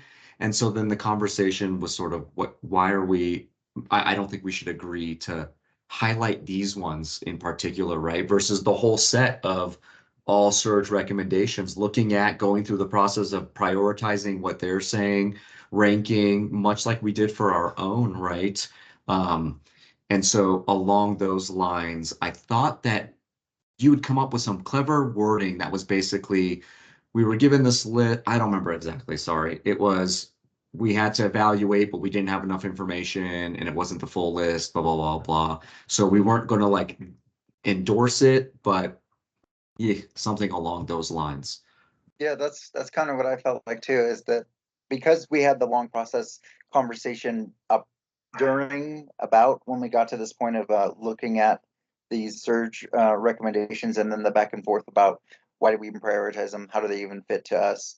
Let me ask the committee this. The surge has their own report. The surge will have an opportunity to present these forward. The question was, do we want to adopt them as our own? Do they fit into any recommendation that would be important for us to highlight and carry over because of the amount of work and the expertise that was put into to get these recommendations out by the surge? If that's not the case, and if it muddies up the rolling over of our current recommendations, we can remove it from our report. At the same time, they'll have a way to get it moved forward. Surge will, without us. I think there's some recommendations that should be in our report, but recommendations that aren't asking specifically for ACRN funds should not be in our report, because that's what this report is. The report that we are putting forward is not about like opioid funding and substance abuse funding in general. And that's the other thing. The scope of the surge is far greater than the scope of the ACRN. The surge is working to create recommendations on policy and program related to substance abuse in general. The surge's recommendations include things about vaping, things about tobacco education that we can't fund with our funding. So why would we include the surge recommendations into our report if the scope of our report is literally just, this is what ACRN funds, like this is what we recommend we fund. So if there are recommendations that need ACRN funding, which that $112 million fund wasn't just specific to ACRN funding, then yes, we should include those, but they're not all funding related. So still then we're kind of like back to square one. Yes, in terms of if we had a processing mechanism, we would look at this and be like, this does not apply to us, or maybe 1, 2, 7 do apply to us, but the rest don't. Do we want to incorporate those that we think may? And then we would have a process to put it through. Does it fill, box 1 for us even looking at it? 2, does it meet evidence-based? Has it been put through the rubric to get a score? 3, so on and so forth. Because we don't have that, it sounds like the cleanest way to move through this would be to not include the surge recommendations in our report. There's a section that I put as part of the report of like highlights from meetings, and maybe that would be the area that it's included.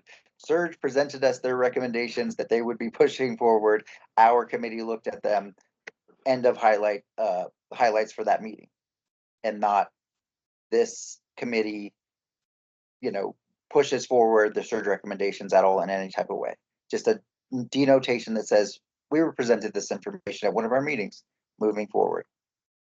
And it seems like really until we get to the place where we're able to come up with a functional way of processing through making decisions, we're basically at a standstill.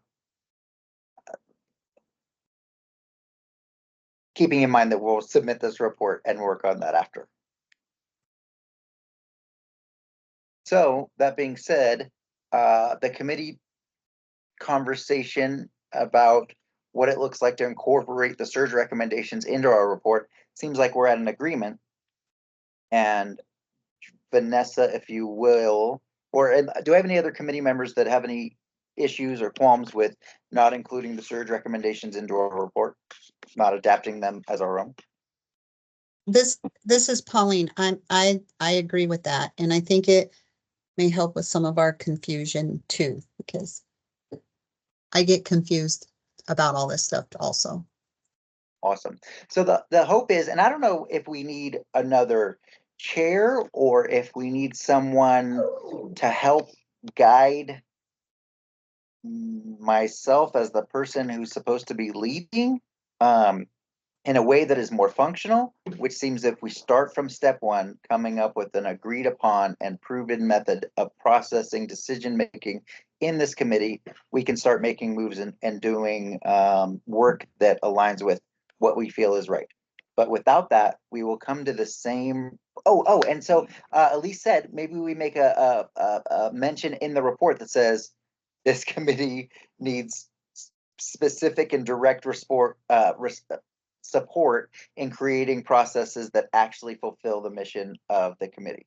Like that definitely needs to be in the report, and I don't know where you want to throw that in, Vanessa, but I think it's a part that needs to be highlighted and like definitely noticed by the director's office that one, the chair is having a hard time supporting the committee in getting to a fair and equitable decision-making process, but two, the committee seems stalled out because that does not exist currently.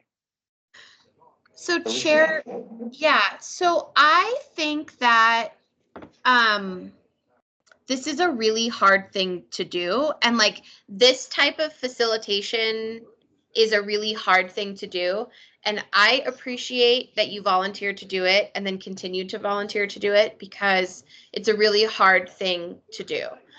I think that one of the things that the surge gets the benefit of is outside facilitation to help support their process.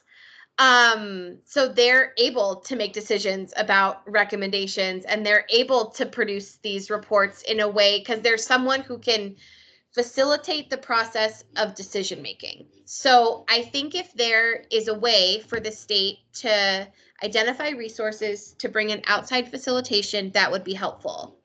I also think that I think that this committee needs more transparency from the ACRN staff related to how some of these some of these recommendations that we're giving are getting tossed, because that seems to be kind of one of the like cruxes of this is that we're putting information out there, we're making recommendations, and then some are being taken, some are not, they're being consolidated, but we don't know how that process is happening. So outside facilitation, transparency about the process, so we don't feel like we're contributing into a black box, I think would be the most helpful things going forward. Awesome. These comments that we're making and talking about right now. I'm sorry, Chair, I had one more. I'm so sorry. I'm distracted by Thomas the Tank Engine in the back. I also think it would be helpful for some work in the background for the state's process, right? Again, the fact that we were just being asked in a blanket way to accept the surge recommendations, even though the scope of the surge is not in full alignment with our scope, is a problem. So the surge is looking at all substances, including vaping and tobacco. Our funds cannot go to address vaping and tobacco. So in the background, maybe some work to make sure that what we're getting from the surge is in alignment with what we are doing would be helpful. So those three: facilitation, intervention, background, process alignment with the state. All right. Thank you, Elise. Vanessa? Okay, sure. I'll respond to Elise on a couple things that I'm able to respond to at the moment. In terms of outside facilitation, we've already been actively looking for that at the moment. So I want to make sure everybody knows that we are and have on our side seen the necessity for that. So we are actively looking for that. Secondly, I want to clarify in terms of the surge recommendations and what was presented to you. It had nothing to do with vaping. It had nothing to do with tobacco. It had nothing to do with anything else other than opioid use. So the things that were presented to us and the recommendations that Surge gave to us that we fund on our end, again, there were just recommendations on our end, and it has everything to do with opioid use. In terms of, and the recommendation that got us spun off was a recommendation for the state to generally, like overall funding programs, state general fund, PFS, like all of the other dollars, was to increase the total allotment of prevention dollars to $12 million. That's not a recommendation for us. That's a recommendation for DPBH. Sure.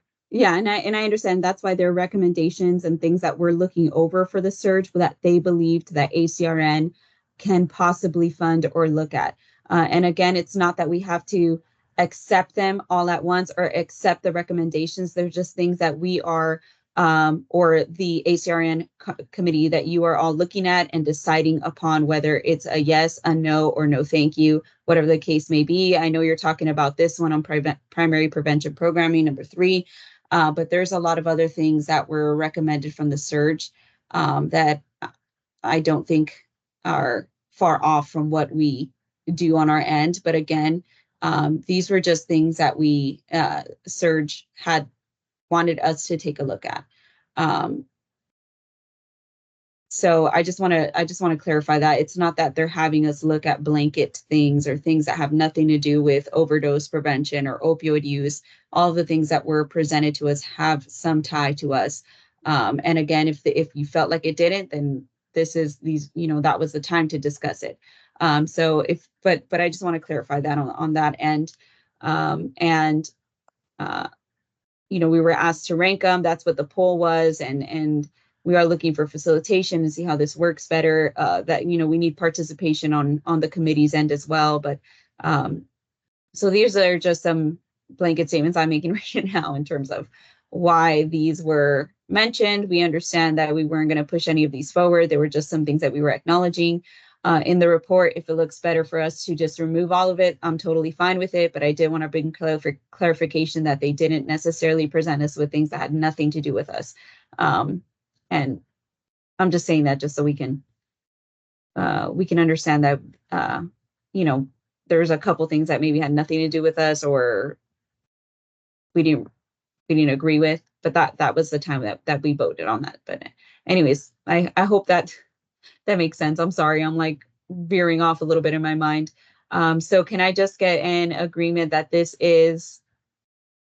everyone's agreeing for this to be removed from the report? Yes, do you need a motion or anything for that?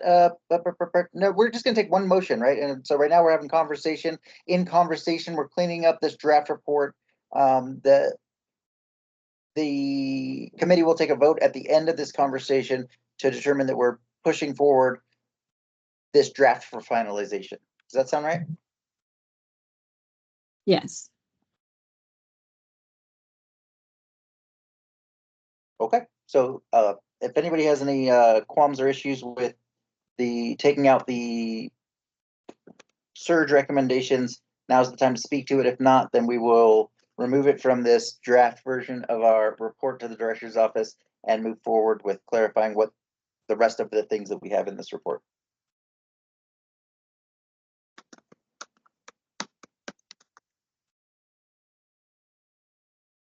All right. Are we doing it in live time, Vanessa, or is it just going to be like denoted somewhere that we agree that we're taking the surge recommendations out? We can't do it live.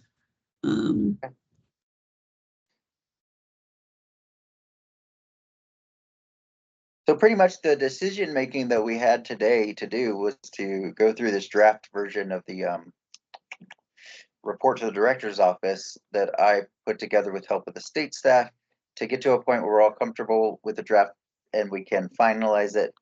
How do you say, minus with the caveat that we'll go through and do the editing as far as making sure that everything's spelled correctly, revising as far as the format and structure of the report. But this is what I had so far, and then the state staff went through it with me to make sure it kind of looks good for a committee report to the director's office. The only things that were up or not up for discussion, but that needed to be checked on were the way that we were going to submit the rollover of the last term's recommendations and the consideration of what surge recommendations looks like in our report. Now that we've taken out the surge recommendations from the report and we've come to an agreement on what it looks like to have the verbiage for the rollover of the previous term's recommendations with that box or layout of what is currently being funded, I think we're at a good place to move pretty close to forward/done. Vanessa, can you do me a favor and scroll us up to the top, and then we're going to slowly scroll through, checking with folks to see if they have any questions or comments. Karissa. Thanks, Chair. It's Karissa. Just on that page we were on, which I think was 17, I did notice. So it said. We're almost there. We're at 16, 17. Is this what you're looking for? Yeah, I guess I was just trying to make sure I understood. So the words say, the committee members had in-depth discussions about the importance of these surge recommendations. So now we've had this entire conversation. Is this going to be taken out, or is surge a typo there? Are these our recommendations related to these buckets? So this was just the section which would be highlighted up at the top of like table of contents. It would be summary of the committee member discussions. And then so I have two different sections. I have like a section that said, the previous meetings since our last report was put in there. And I don't even know if that needs to be in there. I was just doing the best I can with not much. So I put a section that had a review of the meetings that we previously had. And then I also had a section right underneath that had the summary of the discussions that we had during those meetings. So does the verbiage will be corrected to be appropriately submitted as a finalized report. In terms of this specific wordsmithing and checking that surge comment right there, I will go through it with the state staff to determine if it needs to be in there. At the same time, I'm looking for the state staff to say, yes, we need to have a section that gives a summary of all the discussions we had or not, because I'm not sure. Because this is the first time I've ever done a report like this. I don't know what that looks like. If it is something that would be helpful, we'll have it in there. If it is not, which looks like Vanessa's taking it out right now. So doesn't look like it'll be in there. And the little wordsmithing / making sure that things make sense and are spelled correctly will be done at like the last thing. But sure, in terms of the structure and like table of comments, this is just the best that I could put together. No problem at all. So this is Karissa for the record. I think I was just trying to, I had no problem with the summary. I was reading it and it seemed like a helpful,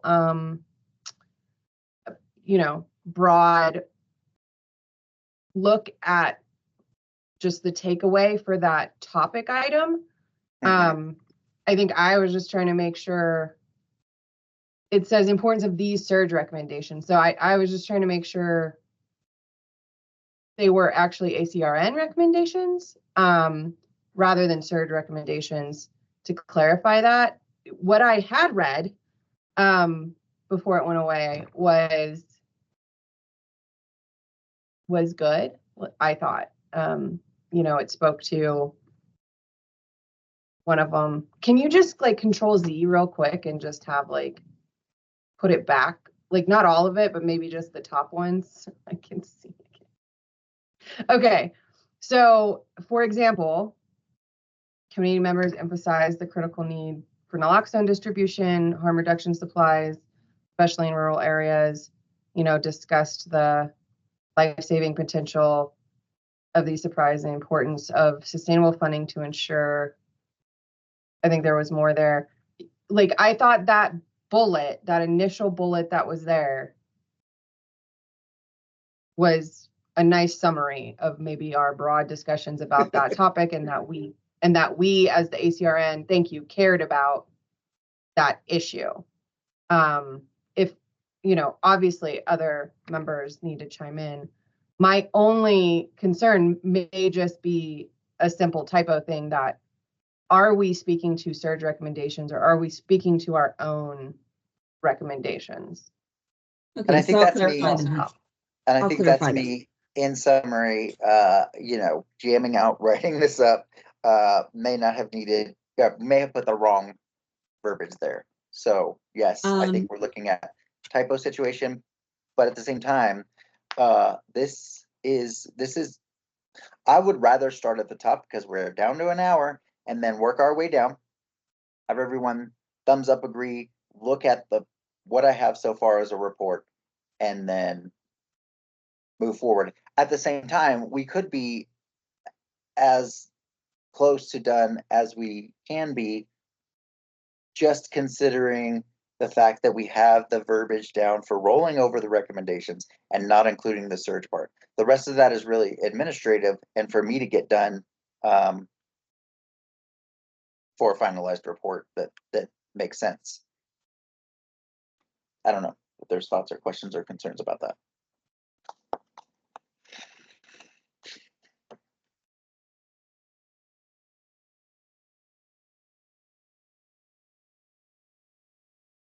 Malika?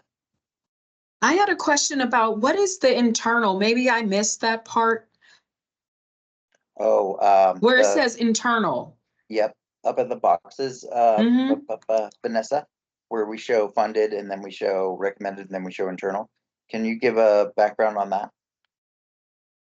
Sure, those are things that the state is currently working on within our unit. So some of the things are establishing minimum data sets for suspected and actual overdoses. So those are some things like I personally, myself, along with our biostat, we work on to create minimum data set that we require from our providers. So that's one thing. Ensuring data elements include demographic characteristics. That's something that my end as a quality assurance person, as well as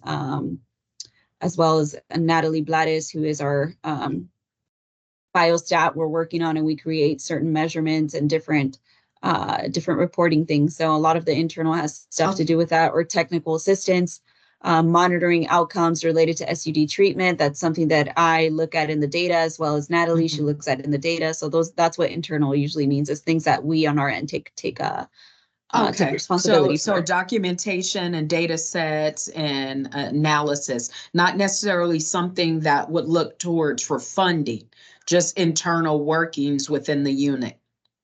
Yes. Okay. Thank you, Malika. Vanessa, let's get all the way up to the top and work our way down so we can agree that this report that I have drafted is reasonable and ready for presentation. So again, the header, all this stuff will be adjusted to be in the proper heading and format to be presented to the director's office. So yes, I was not sure if this was accurate, but this is what we have right now. The state staff will help go over this to confirm that the people that are placed as members and the roles that they fit into are accurate, and we'll keep rolling down. Non-member roles was something that I wasn't very sure on, but that's what it looks like so far. The state staff will go over it to make sure it aligns with what should be presented. Table of comments or contents I put together, and definitely needs to be like some pieces moved up, some pieces moved down, some pieces taken out. As I believe that we have, if you can scroll down a little bit for me, please. 6, yeah, there we go. 6 is surge recommendations, so that section will be completely taken out. I also am looking for state staff to help me with number 7, which is public comment. I had a hard time identifying public comment that was made that needs to be inserted as part of our report to the director's office from one session to the next, or one term to the next. So that's something that they will be adding in there. The parts that are pertinent or important for this committee to be aware of and to be making decisions on are, and then we finish with bylaws and appendices, which the state staff has helped me figure out how to put that together, are the real simple, the recommendations part, which we're going to scroll down to and look at that verbiage for the rollover, and then the inclusion or not inclusion of the surge recommendations, which we have decided we are not going to include. If we look at each sections, which introduction and then context, we can wordsmith or verbiage over that as much as we want to, but the point of that is I did the best that I could, and I will have the state staff that is able to help me ensure that everything's spelled correctly and that it makes sense as we move it forward.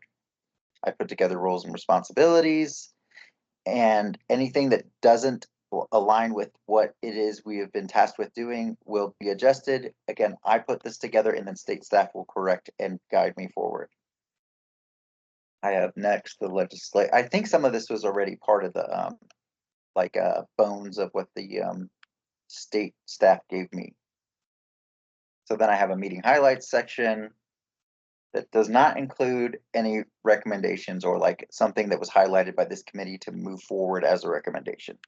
The part that this committee today is looking at is, so right here, ACRM revisions, I just wrote some notes down from what Elise and Dr. Camero were talking about as far as needing outside facilitation to lock down processes that fit with what we're looking to do. So there'll be a little blurb about that underneath, or it looks like on top of or in between this legislative session and the first paragraph.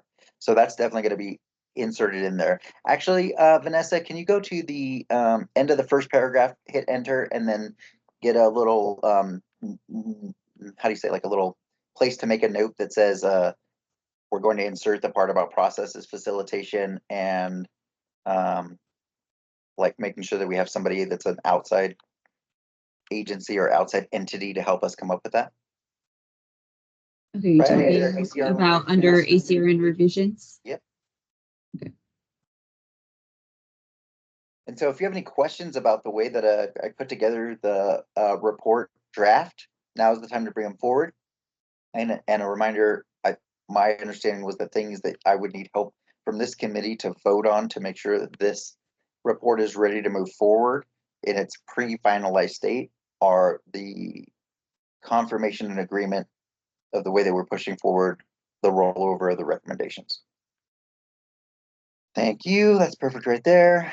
So then I put together the part that, the providers that have been funded. And so we have that list. I think state staff added to that. And then let's keep going down. And this is the section that will be what it is, or if there's any other sections that you have a problem with or a question with, we need to go over that. If there's not, this is going to be the main part of the vote, or like the meat and bones of the vote that says, all in favor of approving this report, draft report for finalization, yay or nay. And so what we have with, in terms of rolling over our recommendations is, in continued conversation with the ACRN has determined or decided to continue prioritizing goals 1 through 7 of the statewide plan, including the decision to roll over all previous recommendations. Does that sit well with everyone? Does it not sit well with anyone? This is Pauline, can I ask a question about that? Sure. So if we're saying that we're recommending to roll over all previous recommendations, but those recommendations aren't included in this, or they are where it says funded?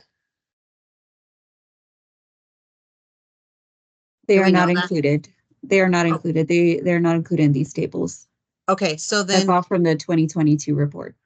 okay, so at least for me, if I was forwarding a report from ACRN of all of our work, that just saying, I mean, where would they access that information to see what all of our previous recommendations were?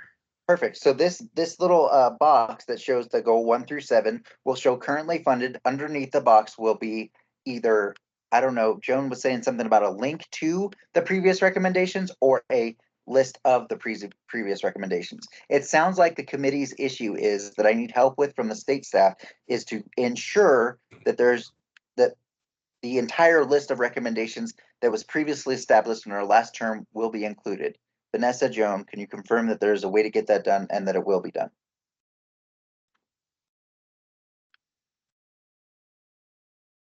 Yes. So when we say all previous recommendations, I'm thinking, and Joan can let me know if this is something that's possible, but I'm thinking about just adding a link to the previous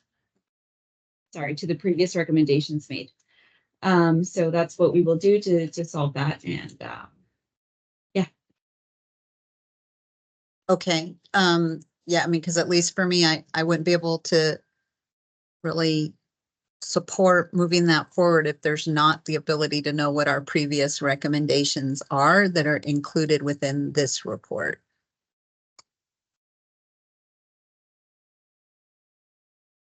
Okay. So just to confirm, you're Pauline, we are on the same page and the vote will include, roll down to the bottom of the 7th goal, please, Vanessa. That all these recommendations, the only things that'll be in these boxes are funded. And at the end of the 7th goal, before, oh no, right there, recommendations based on the goals and state plan. Oh, yeah, go ahead and do that, but you don't need to do that right now. Let's go down to the ACR and recommendations based on the goals of the statewide plan. This sentence right here, this sentiment right here, this paragraph is going to say all previous recommendations. And once that is done, Pauline, you would then feel comfortable with voting on this draft report, correct?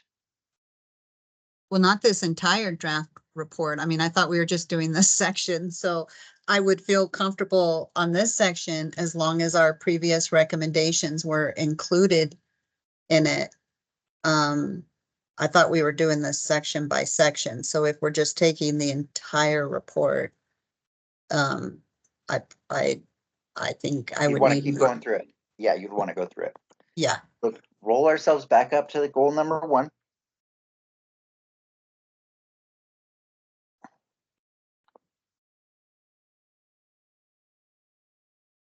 Get a little bit higher.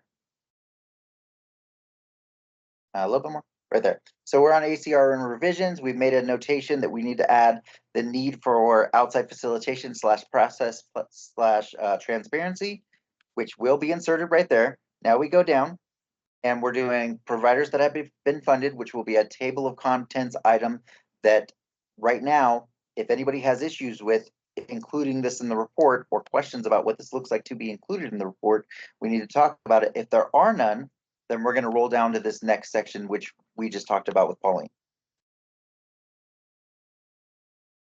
Again, these little blocked out sections, roll down a little bit, will only be showing what is funded.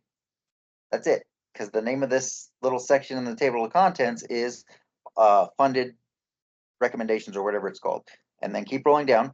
The state staff and myself will be going through and deleting, as we saw Vanessa starting to, see that recommended? It'll be taken out of this list. All of those will be taken out of this list.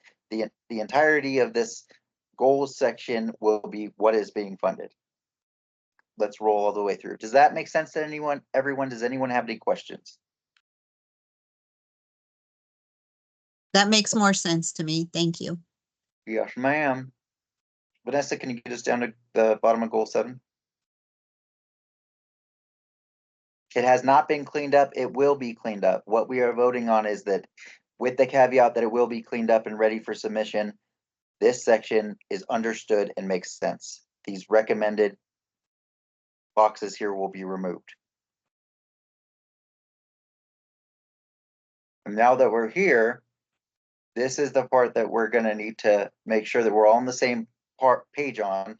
This will be the next section in the table of contents, ACR and recommendations based on the goals of the statewide plan, which may mean that, you know, we have that sentiment that's written up at the top of goal 1. We need to bring that down. It'll be moved to make sense, right? So we're not going to have that statement in the table of contents section that says this is what's being funded. We'll have it in this section right here, ACR and recommendations based on the goals of the statewide plan. The sentence, yep, grab it and pull it. I mean, am I wrong? Does that sound right to you, Vanessa? That this no, down a little bit, right there. Boom. That does not go right there. It goes in the next table of contents section, which is right below it.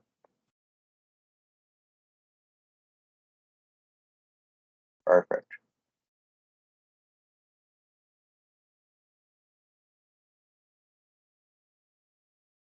So that whole word, this whole paragraph that is currently there will be wordsmithed to align with this highlighted section in continued conversations.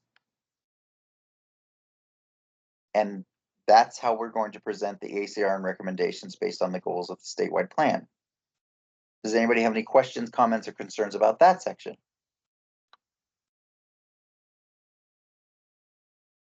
Now, again, this is me doing the best I can with what I had.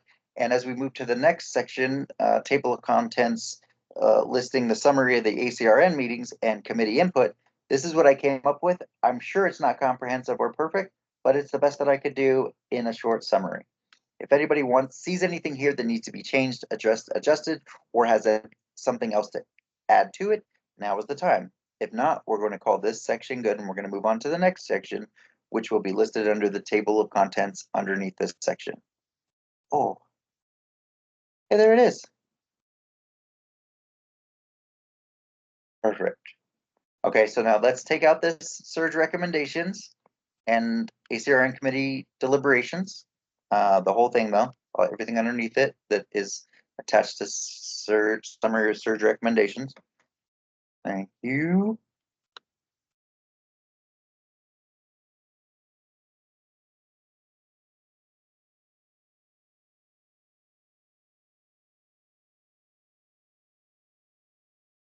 Perfect.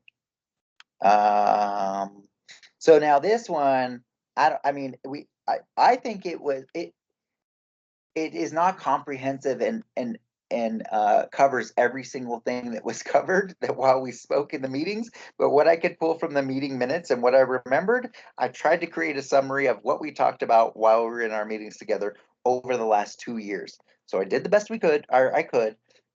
If anybody has any questions, comments, concerns, now is the time. If somebody wants to make a suggestion, whether to cut the whole piece out, add something to it, edit and adjust a little bit better, now is the time. This will be a table of contents section in the report.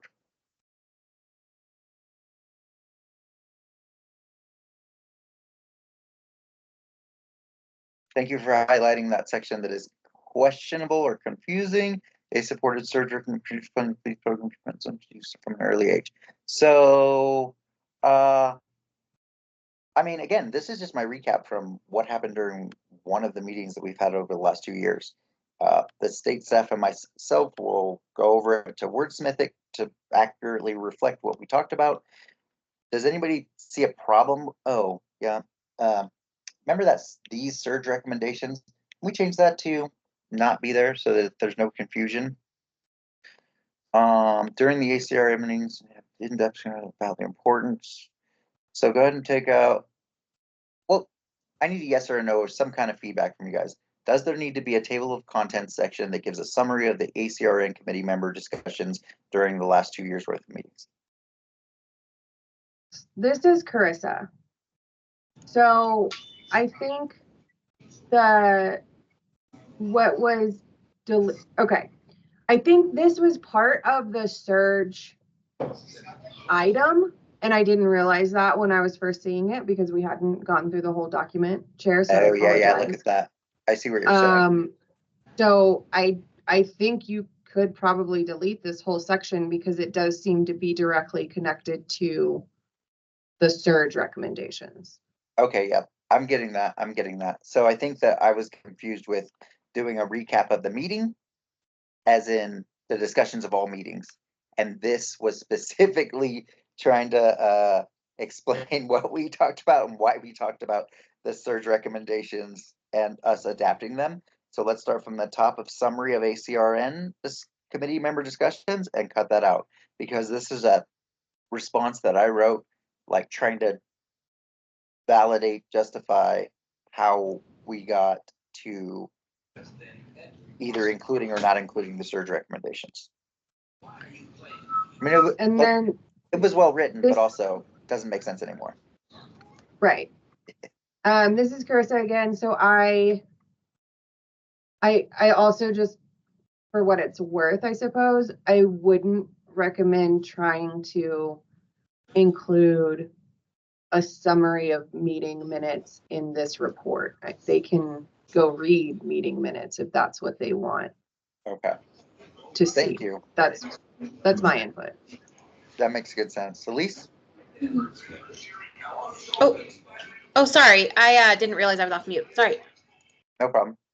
Yep, Vanessa, we're taking that whole thing out because it was directly tied to the surge recommendations.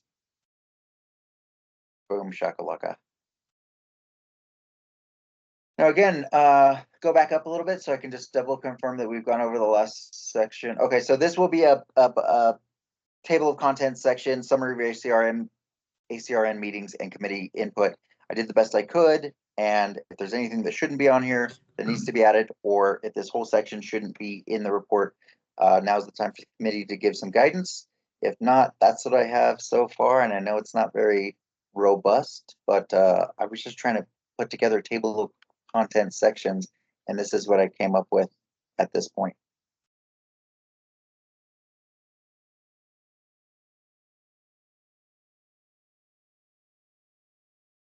All right, let's roll it down. Looks like it's staying, and this will be something that will be included in the report. So this public comment section, I really struggled with trying to, I know there was public comment like 3 or 4 times throughout the last 2 years. I couldn't figure out exactly how to find them in the meeting minutes, and also my brain was starting to melt down when I got to this bottom section. So I will say that I would like a caveat entered in with some type of parentheses that the state staff, or how about this? This definitely goes in the report, correct? The public comment given to the committee over the last 2 years.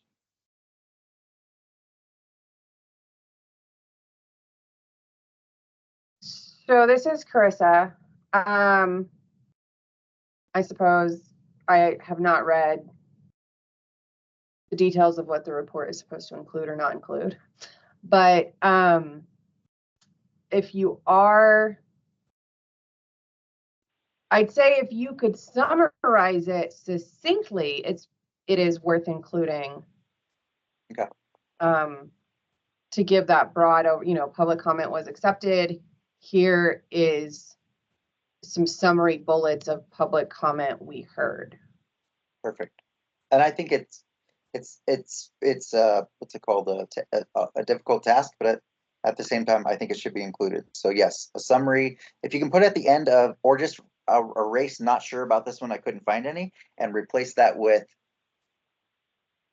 summary of public comment since our last term, because I want that included in the report, and I think the committee is on board with that.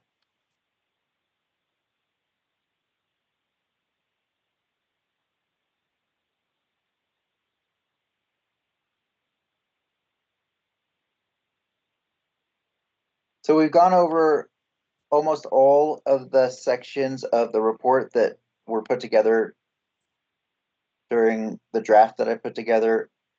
And then the state went through it, and now you guys are seeing it. The next section is bylaws, which is pretty straightforward. Although I did add a section in the ACRN like review or next steps, what we need to do.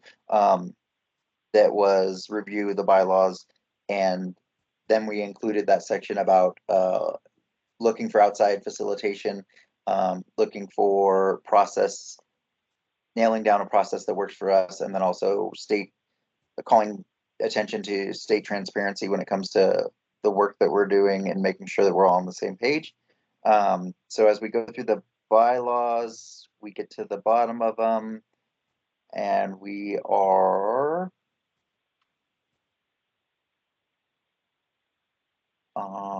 I think that's the last. There might be one more thing after this, but that is the report in a nutshell. Again, the two important items for the committee to consider were the way that the verbiage that we're using to roll over the recommendations and the inclusion or non-inclusion of the surge recommendations we have come to agreement on. So let's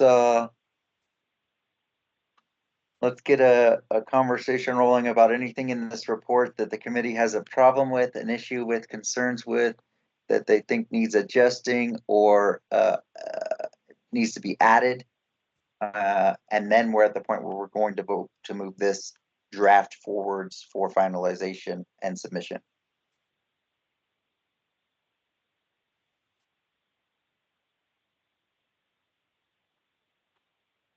Chairman Sanchez, this is Pauline, and I may have missed it, but is there a deadline for this to go to the director's or the governor's office? Yeah, the director's office by June 30th. So Okay. you won't see it again after this until it's finalized and submitted.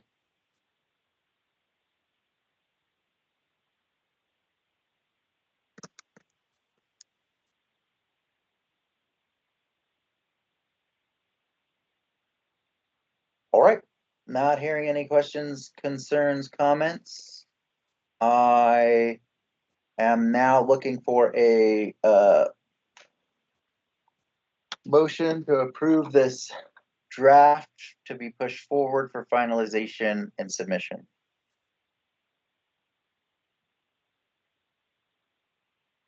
Or a conversation as to why we're not ready to do that.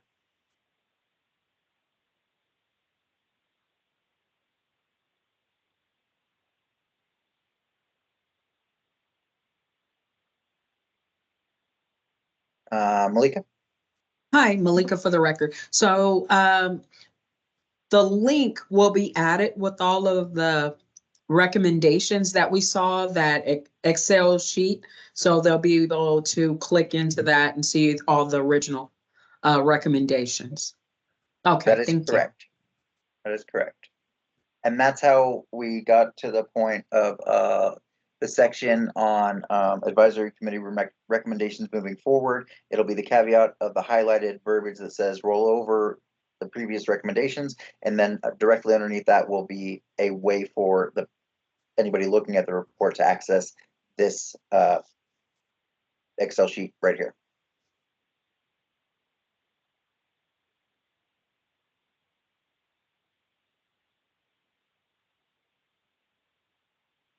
So this is Pauline. I'm just, I'm wondering, I mean, I feel more comfortable with our original recommendations in there. But I'm wondering maybe what Elise and Dr. Kennar's thoughts are, because I mean, they had some really valid points. And I'm a little concerned that when we're asking for a motion that we're not getting anyone. And I'm hesitant to make a motion also because I'm questioning whether I'm missing something big or not. So I would like to check in with our committee members with the amendments to this report, how they feel about moving it forward.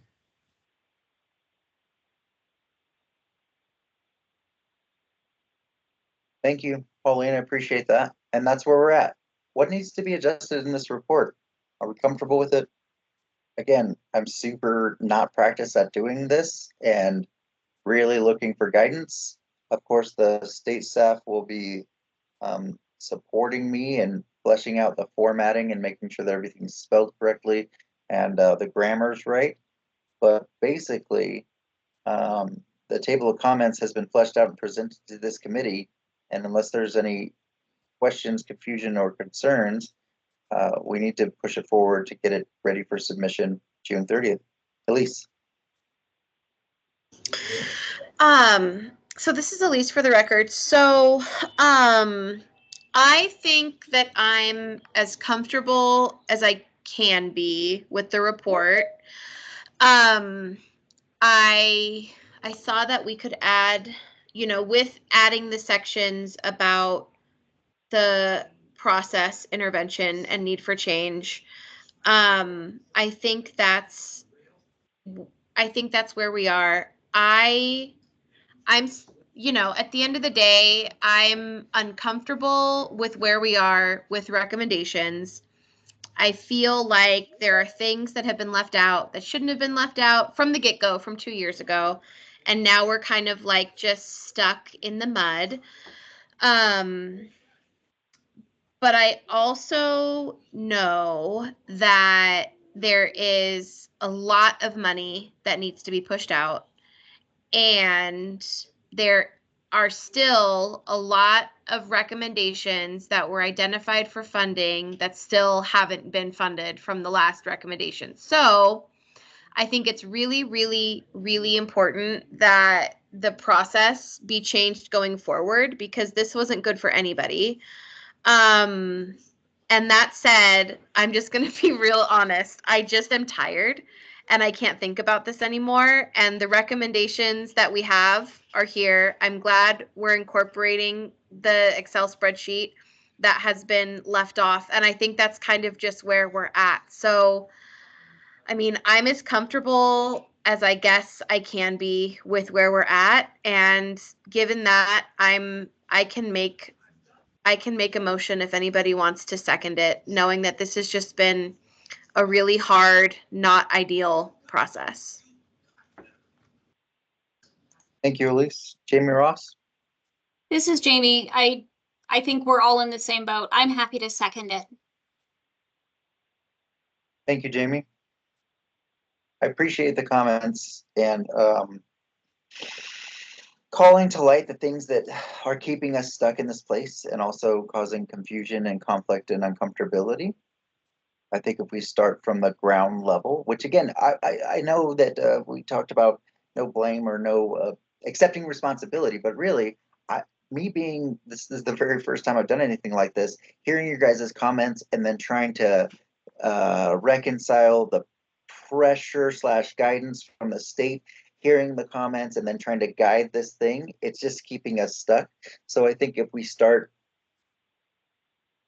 from the submission of this year's report moving forward to pull into our support system or guidance system an outside entity that can help us ensure that we're constantly using a proven and dedicated decision-making process while holding the state staff accountable for true, authentic transparency on our decisions and our discussions and what recommendations we push forward, we can get hopefully to a better place over the next year and by the time this term is over. So thank you. The motion is on the floor to approve the current draft report with the changes that we spoke about. Move forward. Do we have any questions or concerns, or do we need clarification on the actual verbiage for the motion, or are we good to take the vote now? State staff, committee members, looking for guidance here. I mean, who made the motion, and can you just repeat it to, like, just for the record, to include all the amendments discussed? So this is Elise. So I will restate my motion. So I will, so I move to approve the report with the changes that were, with all of the changes and amendments that were noted today during the, the work session that we had on the report. Thank you. And then Jamie, do we still have your second? Absolutely. Thank you. All in favor of approving this motion, please unmute yourself and give us some aye. Aye. Aye. Aye. All in opposition of approving this motion, please unmute yourself and give us a nay.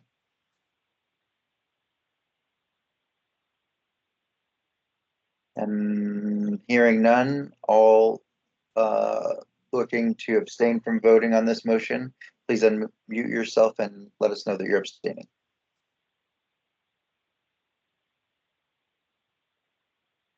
Seeing and hearing no abstention, the motion to move this draft report forward for finalization and submission is passed. Thank you guys for the continuous and dedicated support in working through this agenda today. I am going to move us forward to agenda item number 5. Nope. Yep, 5, which is public comment number 2. Public comment will be taken during this agenda item regarding any item appearing on the agenda. To provide public comment telephonically, dial 775-321-6111. When prompted to provide the meeting ID, enter 163-074-882#.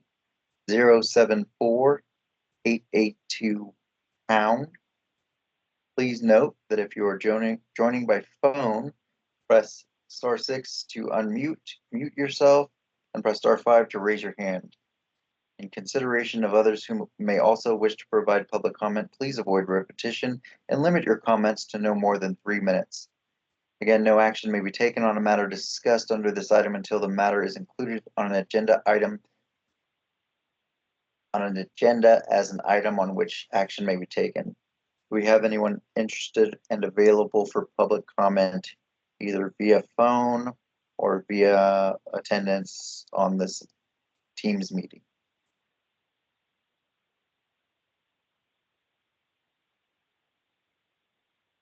Joan, do you have anyone on the phone line that is waiting or interested in providing public comment as part of this agenda item?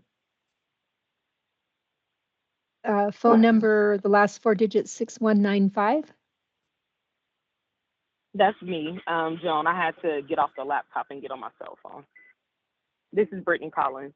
Sorry. Oh, okay. So you're not interested in public comment. No, I'm one of the committee members. Okay. Thank you, Brittany. There's no one else attending the meeting by telephone.